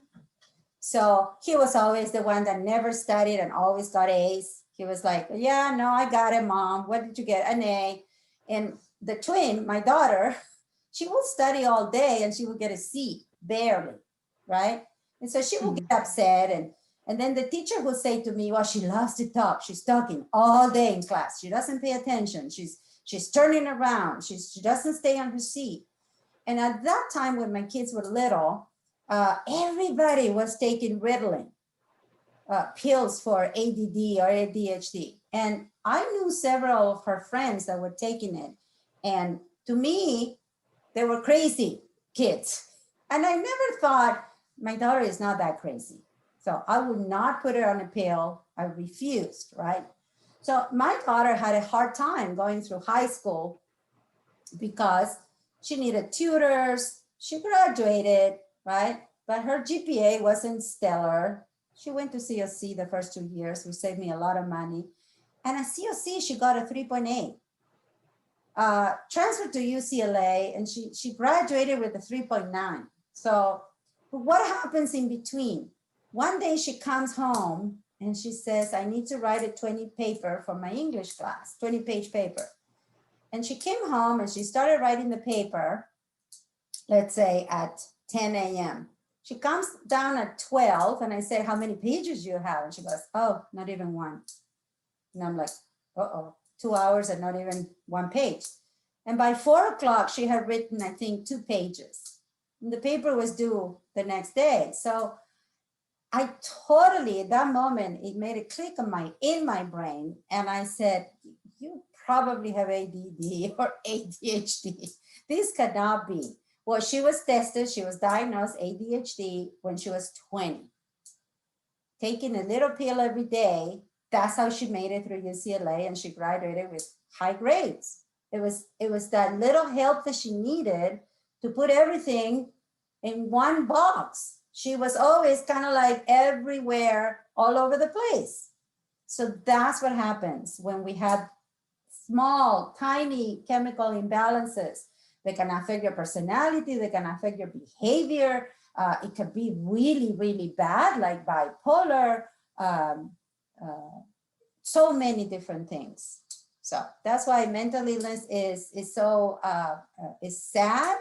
It's not understood, and I can tell because my nephew he committed suicide at 29 because he was bipolar. So bipolar schizophrenic. So I'm very big on mental illness, and we don't do a good job really.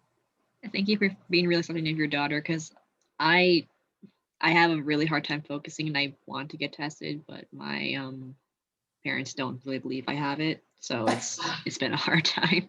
Yeah, but you know what? Being tested, and if they say no, okay, it's okay. You know, when she was at COC, because she had been tested, I sent her to DSPS because I thought she's one that could never finish tests, right? She will run out of time. And the reason for that is that she's all over, right? She's reading here, she's reading there, she's not concentrating. So I thought, go to the SBS, be tested. You probably need additional time to take your test. Well, guess what? She didn't need additional testing. She didn't need additional time. When she was tested and they said, no, you're fine. But boy, that little pill helped her focus and be on task. It's really, it changed her life, really, at least as a student, right? She's an adult now and she doesn't take the pill anymore, which sometimes I wish she did, because she's still all over the place and she talks everything, 300 things at the same time. And he plans activities for one day that you could do in a week. So, but she's happy and she says she doesn't need it. And she's an adult, she can do whatever she wants now. Well, thank you for explaining that to me. Sorry for going off track. No, that's why physiology is so interesting, because you can relate different things, right? All right. So I will push your parents, Samantha, to let you test. And by the way, I think my husband has it, but he never was tested. So I always tell him, you have it, because my husband is the one that he would talk to me and tell me 5 different things at the same time that we need to do. And I'm like, wait, let's do one. When we're done with that, and we're gonna jump to the next one. So I blame him for my daughter. I think he gave it to her. All right. So what else can we do here? Something else that I wanna. Oh, this is important. All right. So I think that we're going to cover this in more detail when we do chapter 9, I think. But just like an introduction today. So remember how we said that if a neurotransmitter attaches to a sodium channel, it causes a depolarization, right? So this is what you have here. A neurotransmitter, which is the green, that attaches to a sodium channel, yeah? And is causing the sodium to rush in, right? So if we have the neurotransmitter attached, the sodium rushes in. In this picture here, we only have one little neurotransmitter on the binding side, and this channel has not opened yet. Only is gonna open when the other neurotransmitter molecule attaches to it. Now, because the neurotransmitter here is called acetylcholine. For short, we call it ACH, yeah? Acetylcholine is the most abundant neurotransmitter in our nervous system, meaning that that's the one that we have the most. But the thing about acetylcholine is that it can act 2 ways. Acetylcholine can be excitatory, or it could also be inhibitory. What makes the difference? The channel, which in this case, we call them receptors for acetylcholine, right? A protein channel that allows for a neurotransmitter to attach to it is called a receptor. It's receiving the neurotransmitter. Now, when acetylcholine attaches to a sodium channel, and because of sodium rushing in, we cause a depolarization on the inside of the cell.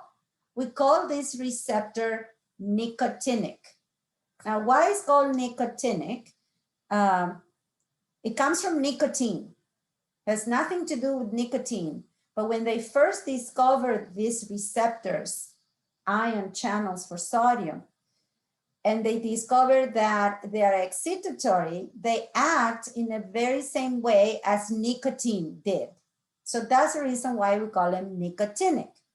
So a nicotinic acetylcholine receptor, in your head think protein channel, is excitatory.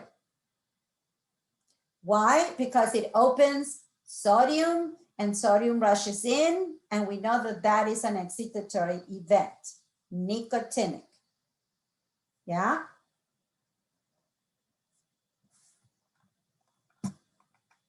Now, acetylcholine can also be inhibitory.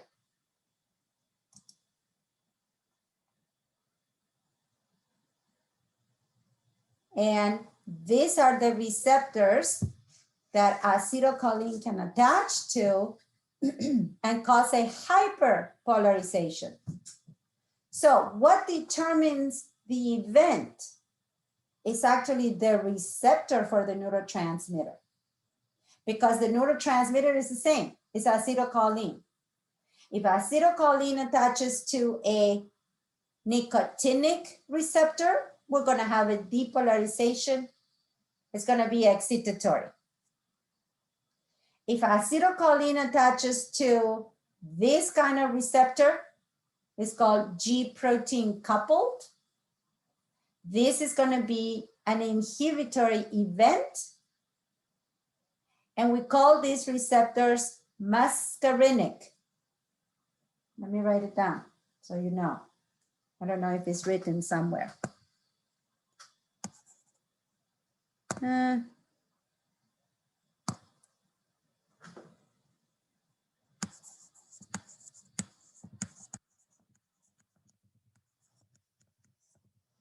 Muscarinic, okay?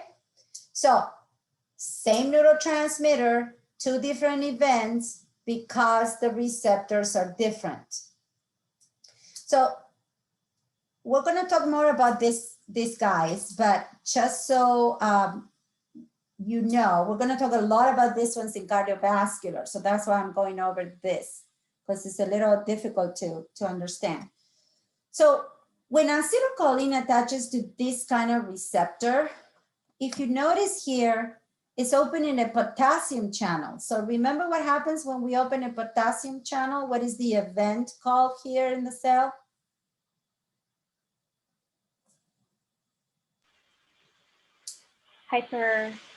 Hyperpolarization, right? An inhibitory event. We're losing those positive charges.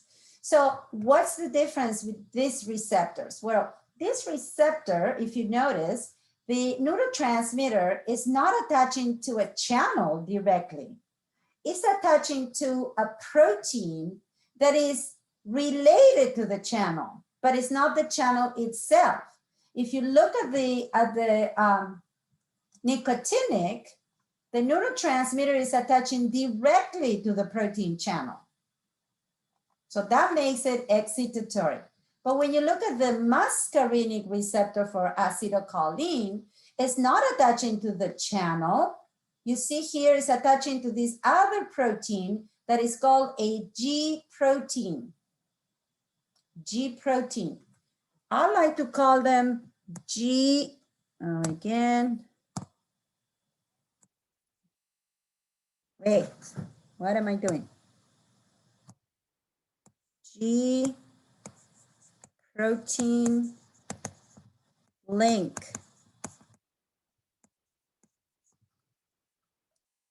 So why? Because this protein is linked to these three little subunits here.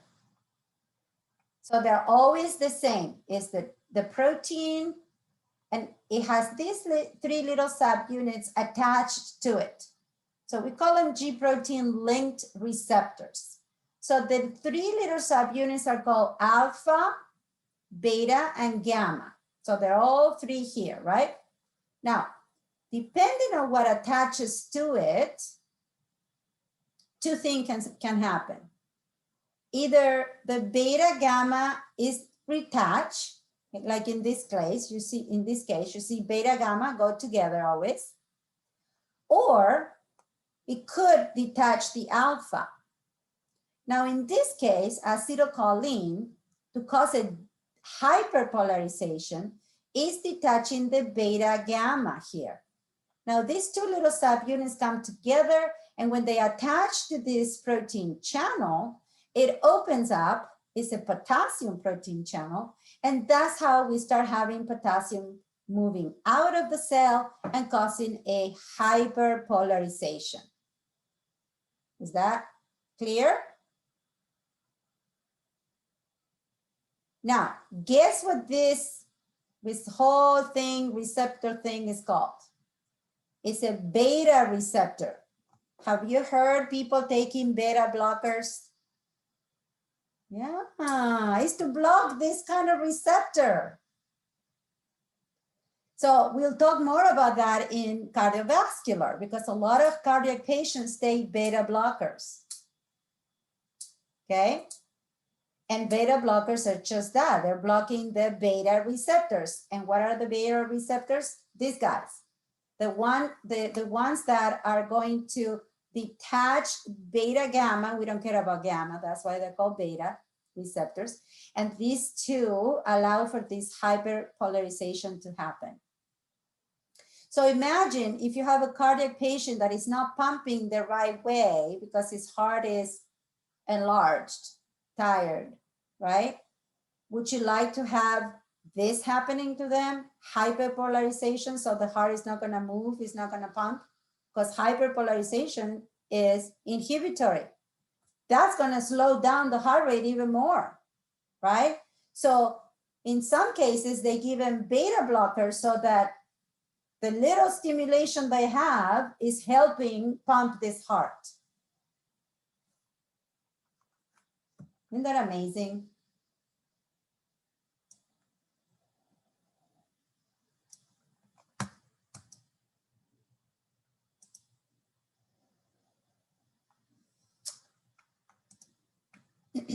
So for acetylcholine, as we mentioned, can cause excitatory or inhibitory events depending on the receptor that they attach to on the postsynaptic, right? So if it's a nicotinic receptor, it's going to be a depolarization on the post.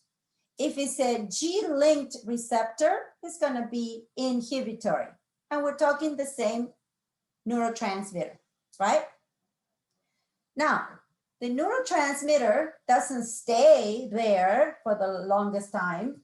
The neurotransmitter comes in, that's what it needs to do, open channels, excitatory or inhibitory, but then it has to be destroyed in that little synaptic cleft, and the little pieces, they go back to the presynaptic cell, so this presynaptic cell can make more neurotransmitter. So in the membrane of the postsynaptic cell, so this is the big picture. You have the pre here, right? You have the acetylcholine releasing, yeah. Here we have this little receptors, which in this case, I'm thinking it may be the sodium channel. So it's a nicotinic, right, receptor. So it's gonna cause the depolarization in the postsynaptic, but within the cell membrane of the postsynaptic, we have these little enzymes.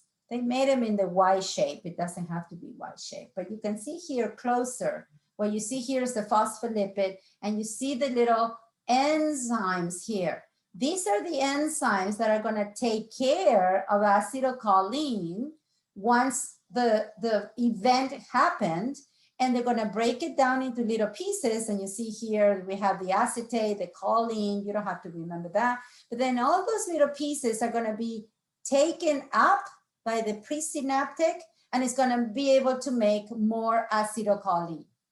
So that is the action of the acetylcholine esterase. That's the enzyme that breaks down acetylcholine at the synaptic cleft. Excess neurotransmitter that already did its job, right? We have to get rid of, because remember, the cell needs to go back to resting membrane potential. So whatever acetylcholine is present, it has to be removed from there.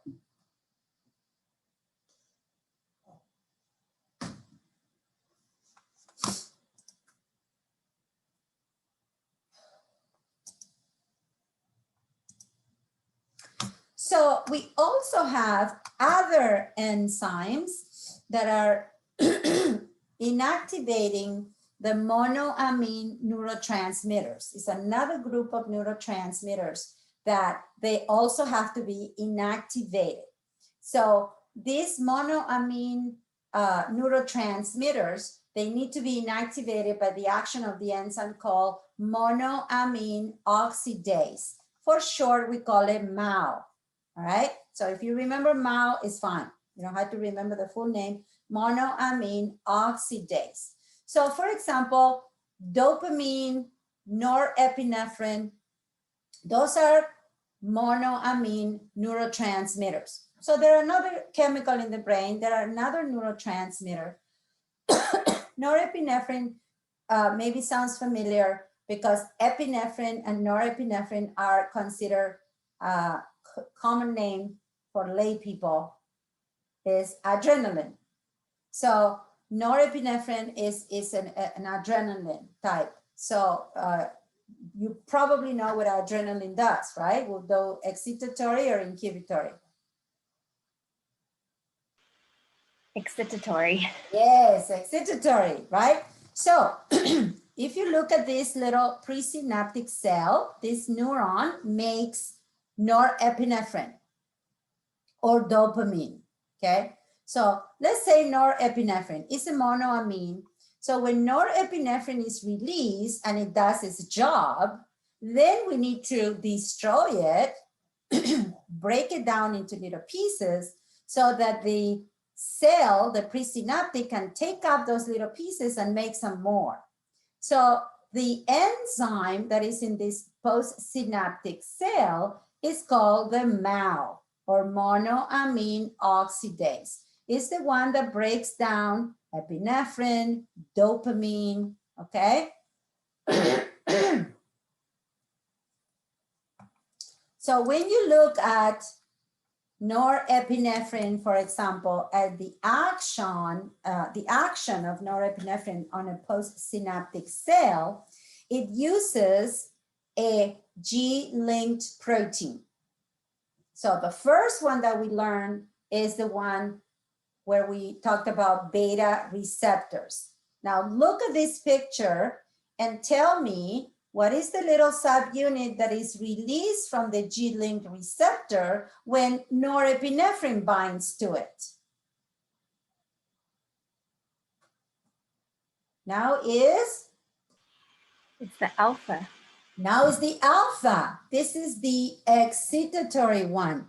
So look what the alpha causes at the end of the reaction. It causes to open an ion channel. And guess which ion channel?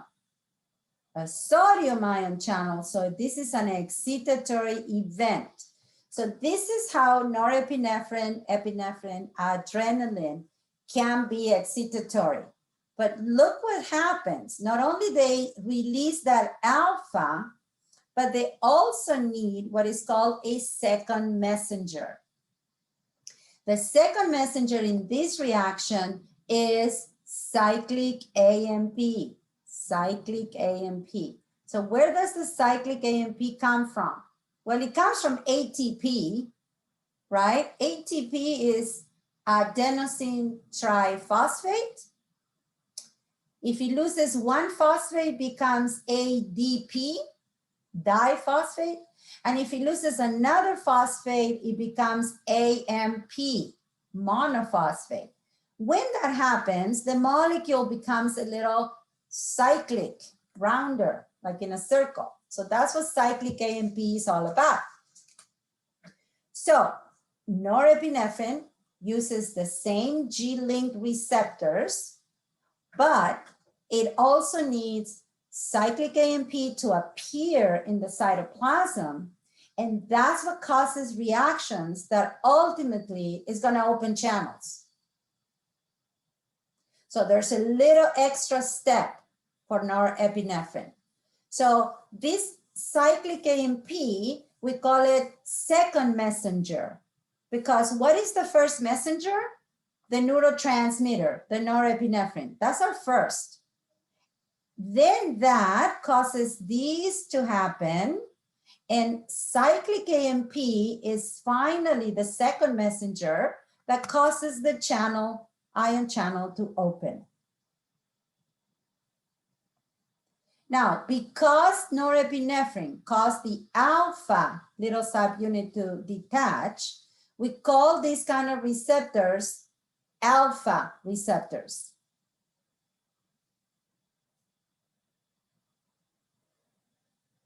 So alpha are mostly excitatory. Beta are mostly inhibitory.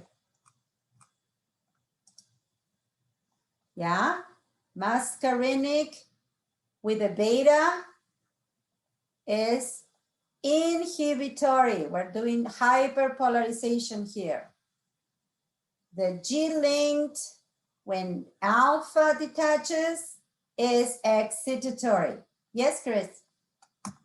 So for this image, as soon as the cyclic AMP attaches to the ion channel, potassium flows in correctly. Correct? Sodium flushes in, and that causes a depolarization. So that's why epinephrine, norepinephrine are excitatory neurotransmitters, okay? Because they're causing depolarization. But they do it with a little extra step. They have to have that secondary messenger cyclic AMP, which causes these reactions that ultimately open the channel. And in this case, it's a sodium channel, okay? And is it because this idea of diffusion? Yes, yeah, because sodium. Is that why sodium is coming in? Right, and not because potassium? sodium, exactly, because sodium is higher on the outside than on the inside. Okay, thank you.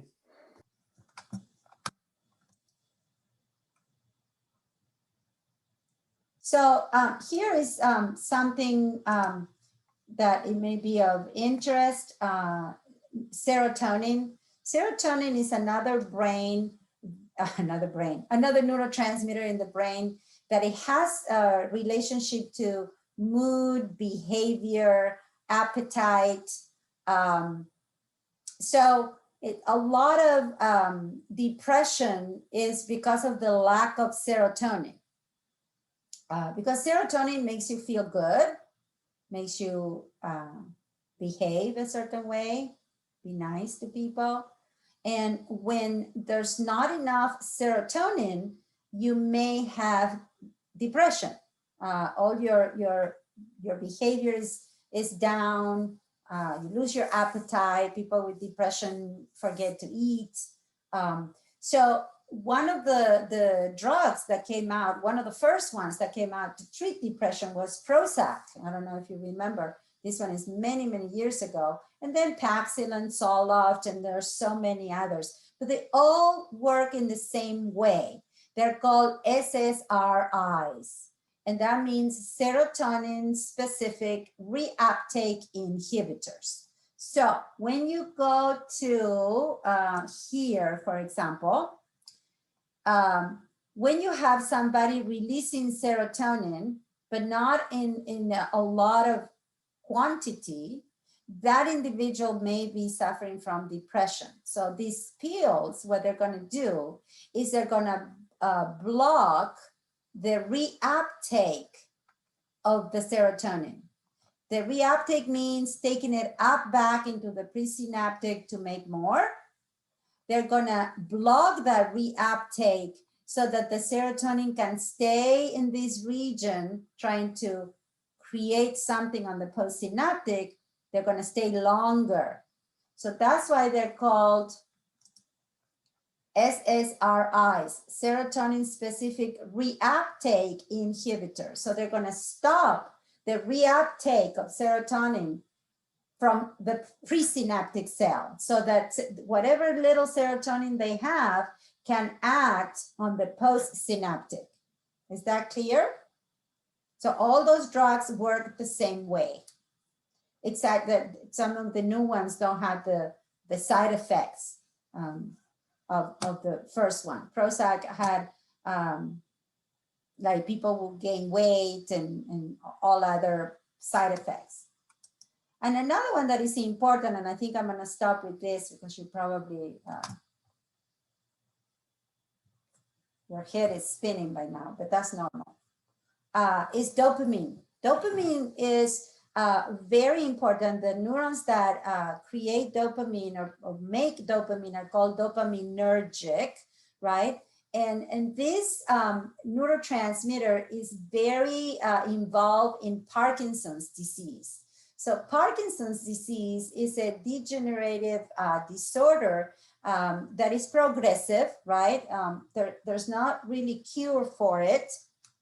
And it gives tremors to the sufferers of this disease, right? Because dopamine is not being produced in the right amount. And so there's the whole circuit, which is the dopaminergic circuit, that needs dopamine in order for the muscle contraction to act in a very coordinated way.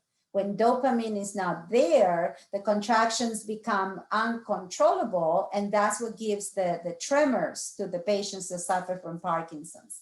These neurons are destroyed. They're not making the dopamine.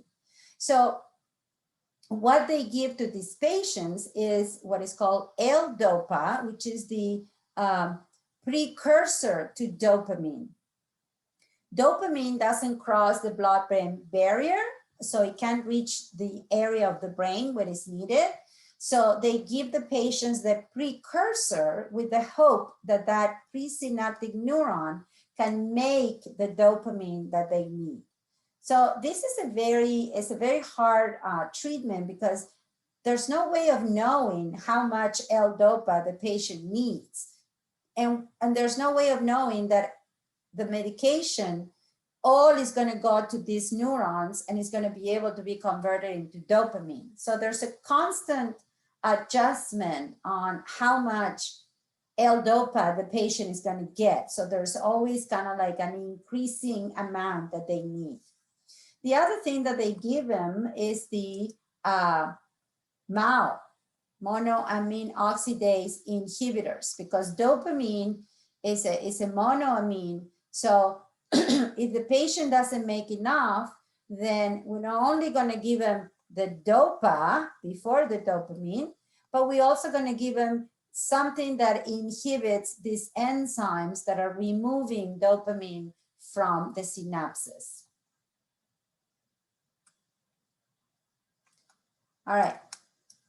So any questions so far? This is a lot, you guys. And you've been really good staying on. Yes, Chris. There are like a lot of neurotransmitters that we didn't cover today. Yeah, Like, but are you you have going to, to be test? yes, you have to know. Like, Okay.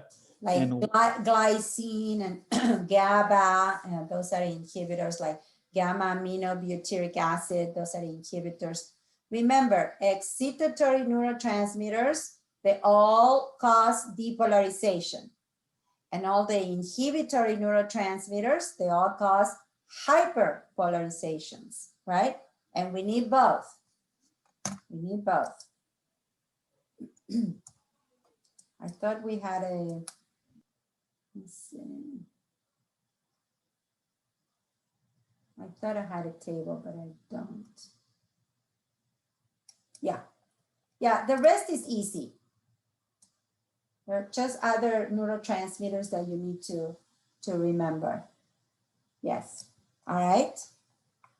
So any question? Yes, Chris. And also, did you want us to know whether or not each neurotransmitter is involved in CNS or PNS or ANS or all those, or not? Not now. We're going to go back to neurotransmitters when we do autonomic nervous system. So you're going to be very aware of which ones are in each of the branches. Okay, so you just want us to focus on what they are and what they do for now. Yes, exactly. Okay, thank you. Okay, anything else? For the case studies, you want us to answer both questions on the Oh, I forgot. Let me go back to the answers to the discussion board, right? All right. So these were the answers. I don't know if you realize, but I post the answers the Monday after your assignment is due for discussion board. So the first one talked about the carriers that are needed for glucose to come into the cell. Now, why do we want glucose to come in? It's because we need it for cellular respiration, right? And cellular respiration is the only way we have to make ATP, right? So we have to have a steady supply of glucose. So in like skeletal muscle cells, cardiac cells, these are cells that are very active. Well, imagine cardiac, we have to pump 24/7, 365. Skeletal muscle, if we're exercising or talking or doing whatever, we need to make sure that these cells have enough glucose. Now, remember that glucose is carried by, or is carried into the cell by facilitated diffusion. And that means that they need a carrier, a protein carrier, right? Because they're too big, too polar to cross freely. So these facilitated carriers are called GLUT, glucose transporter. That's why it's called a GLUT, right?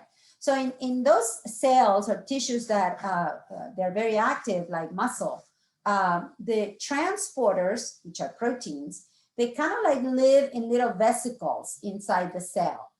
And whenever the amount of glucose starts to deplete or decrease inside the cell, then these little GLUTs are inserted into the membrane so that they're ready to grab the glucose and allow the entrance of glucose by facilitated diffusion. So that's the first one.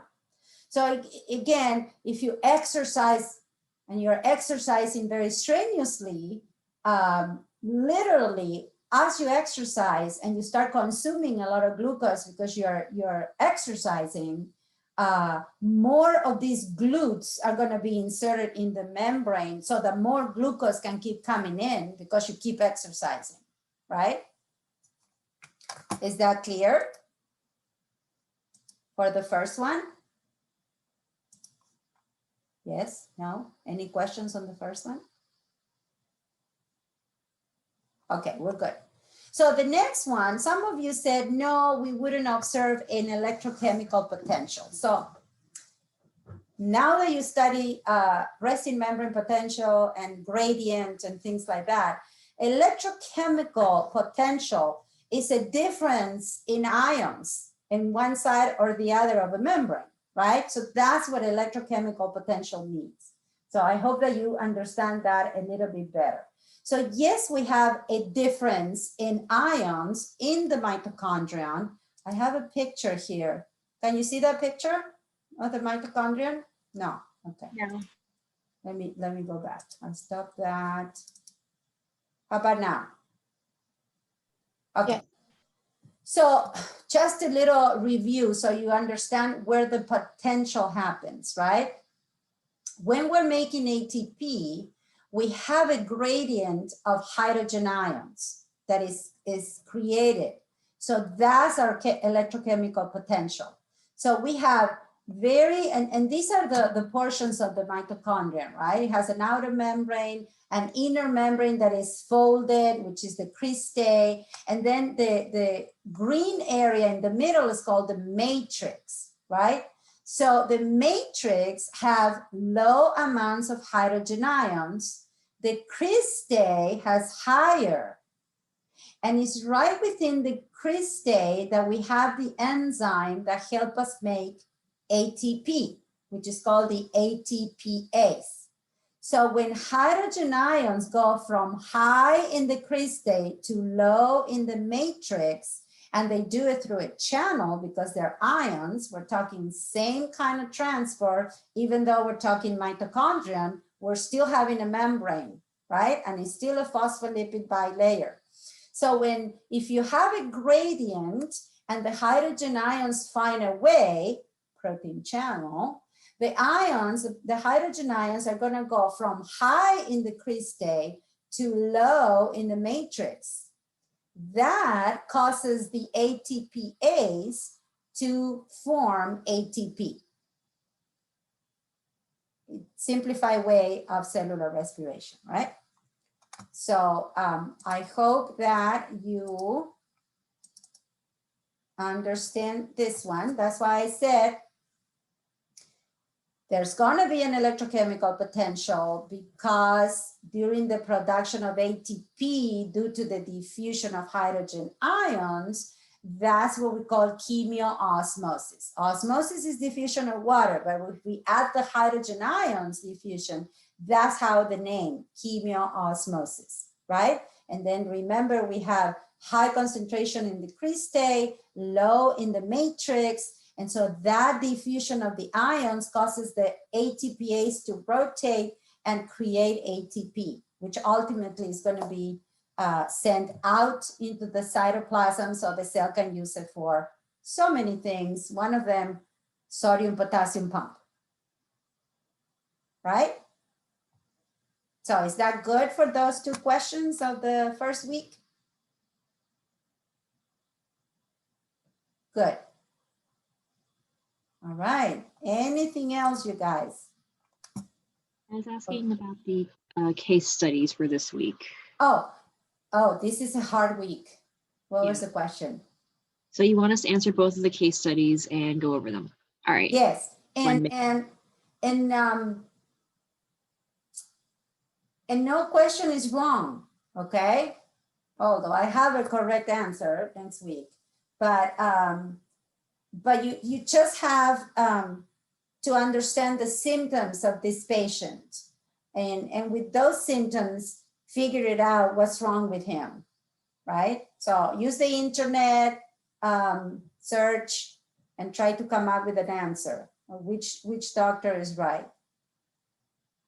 The other one, the second one is easier, I think. All right, thank you. All right. Anything else? Well, we stayed long today.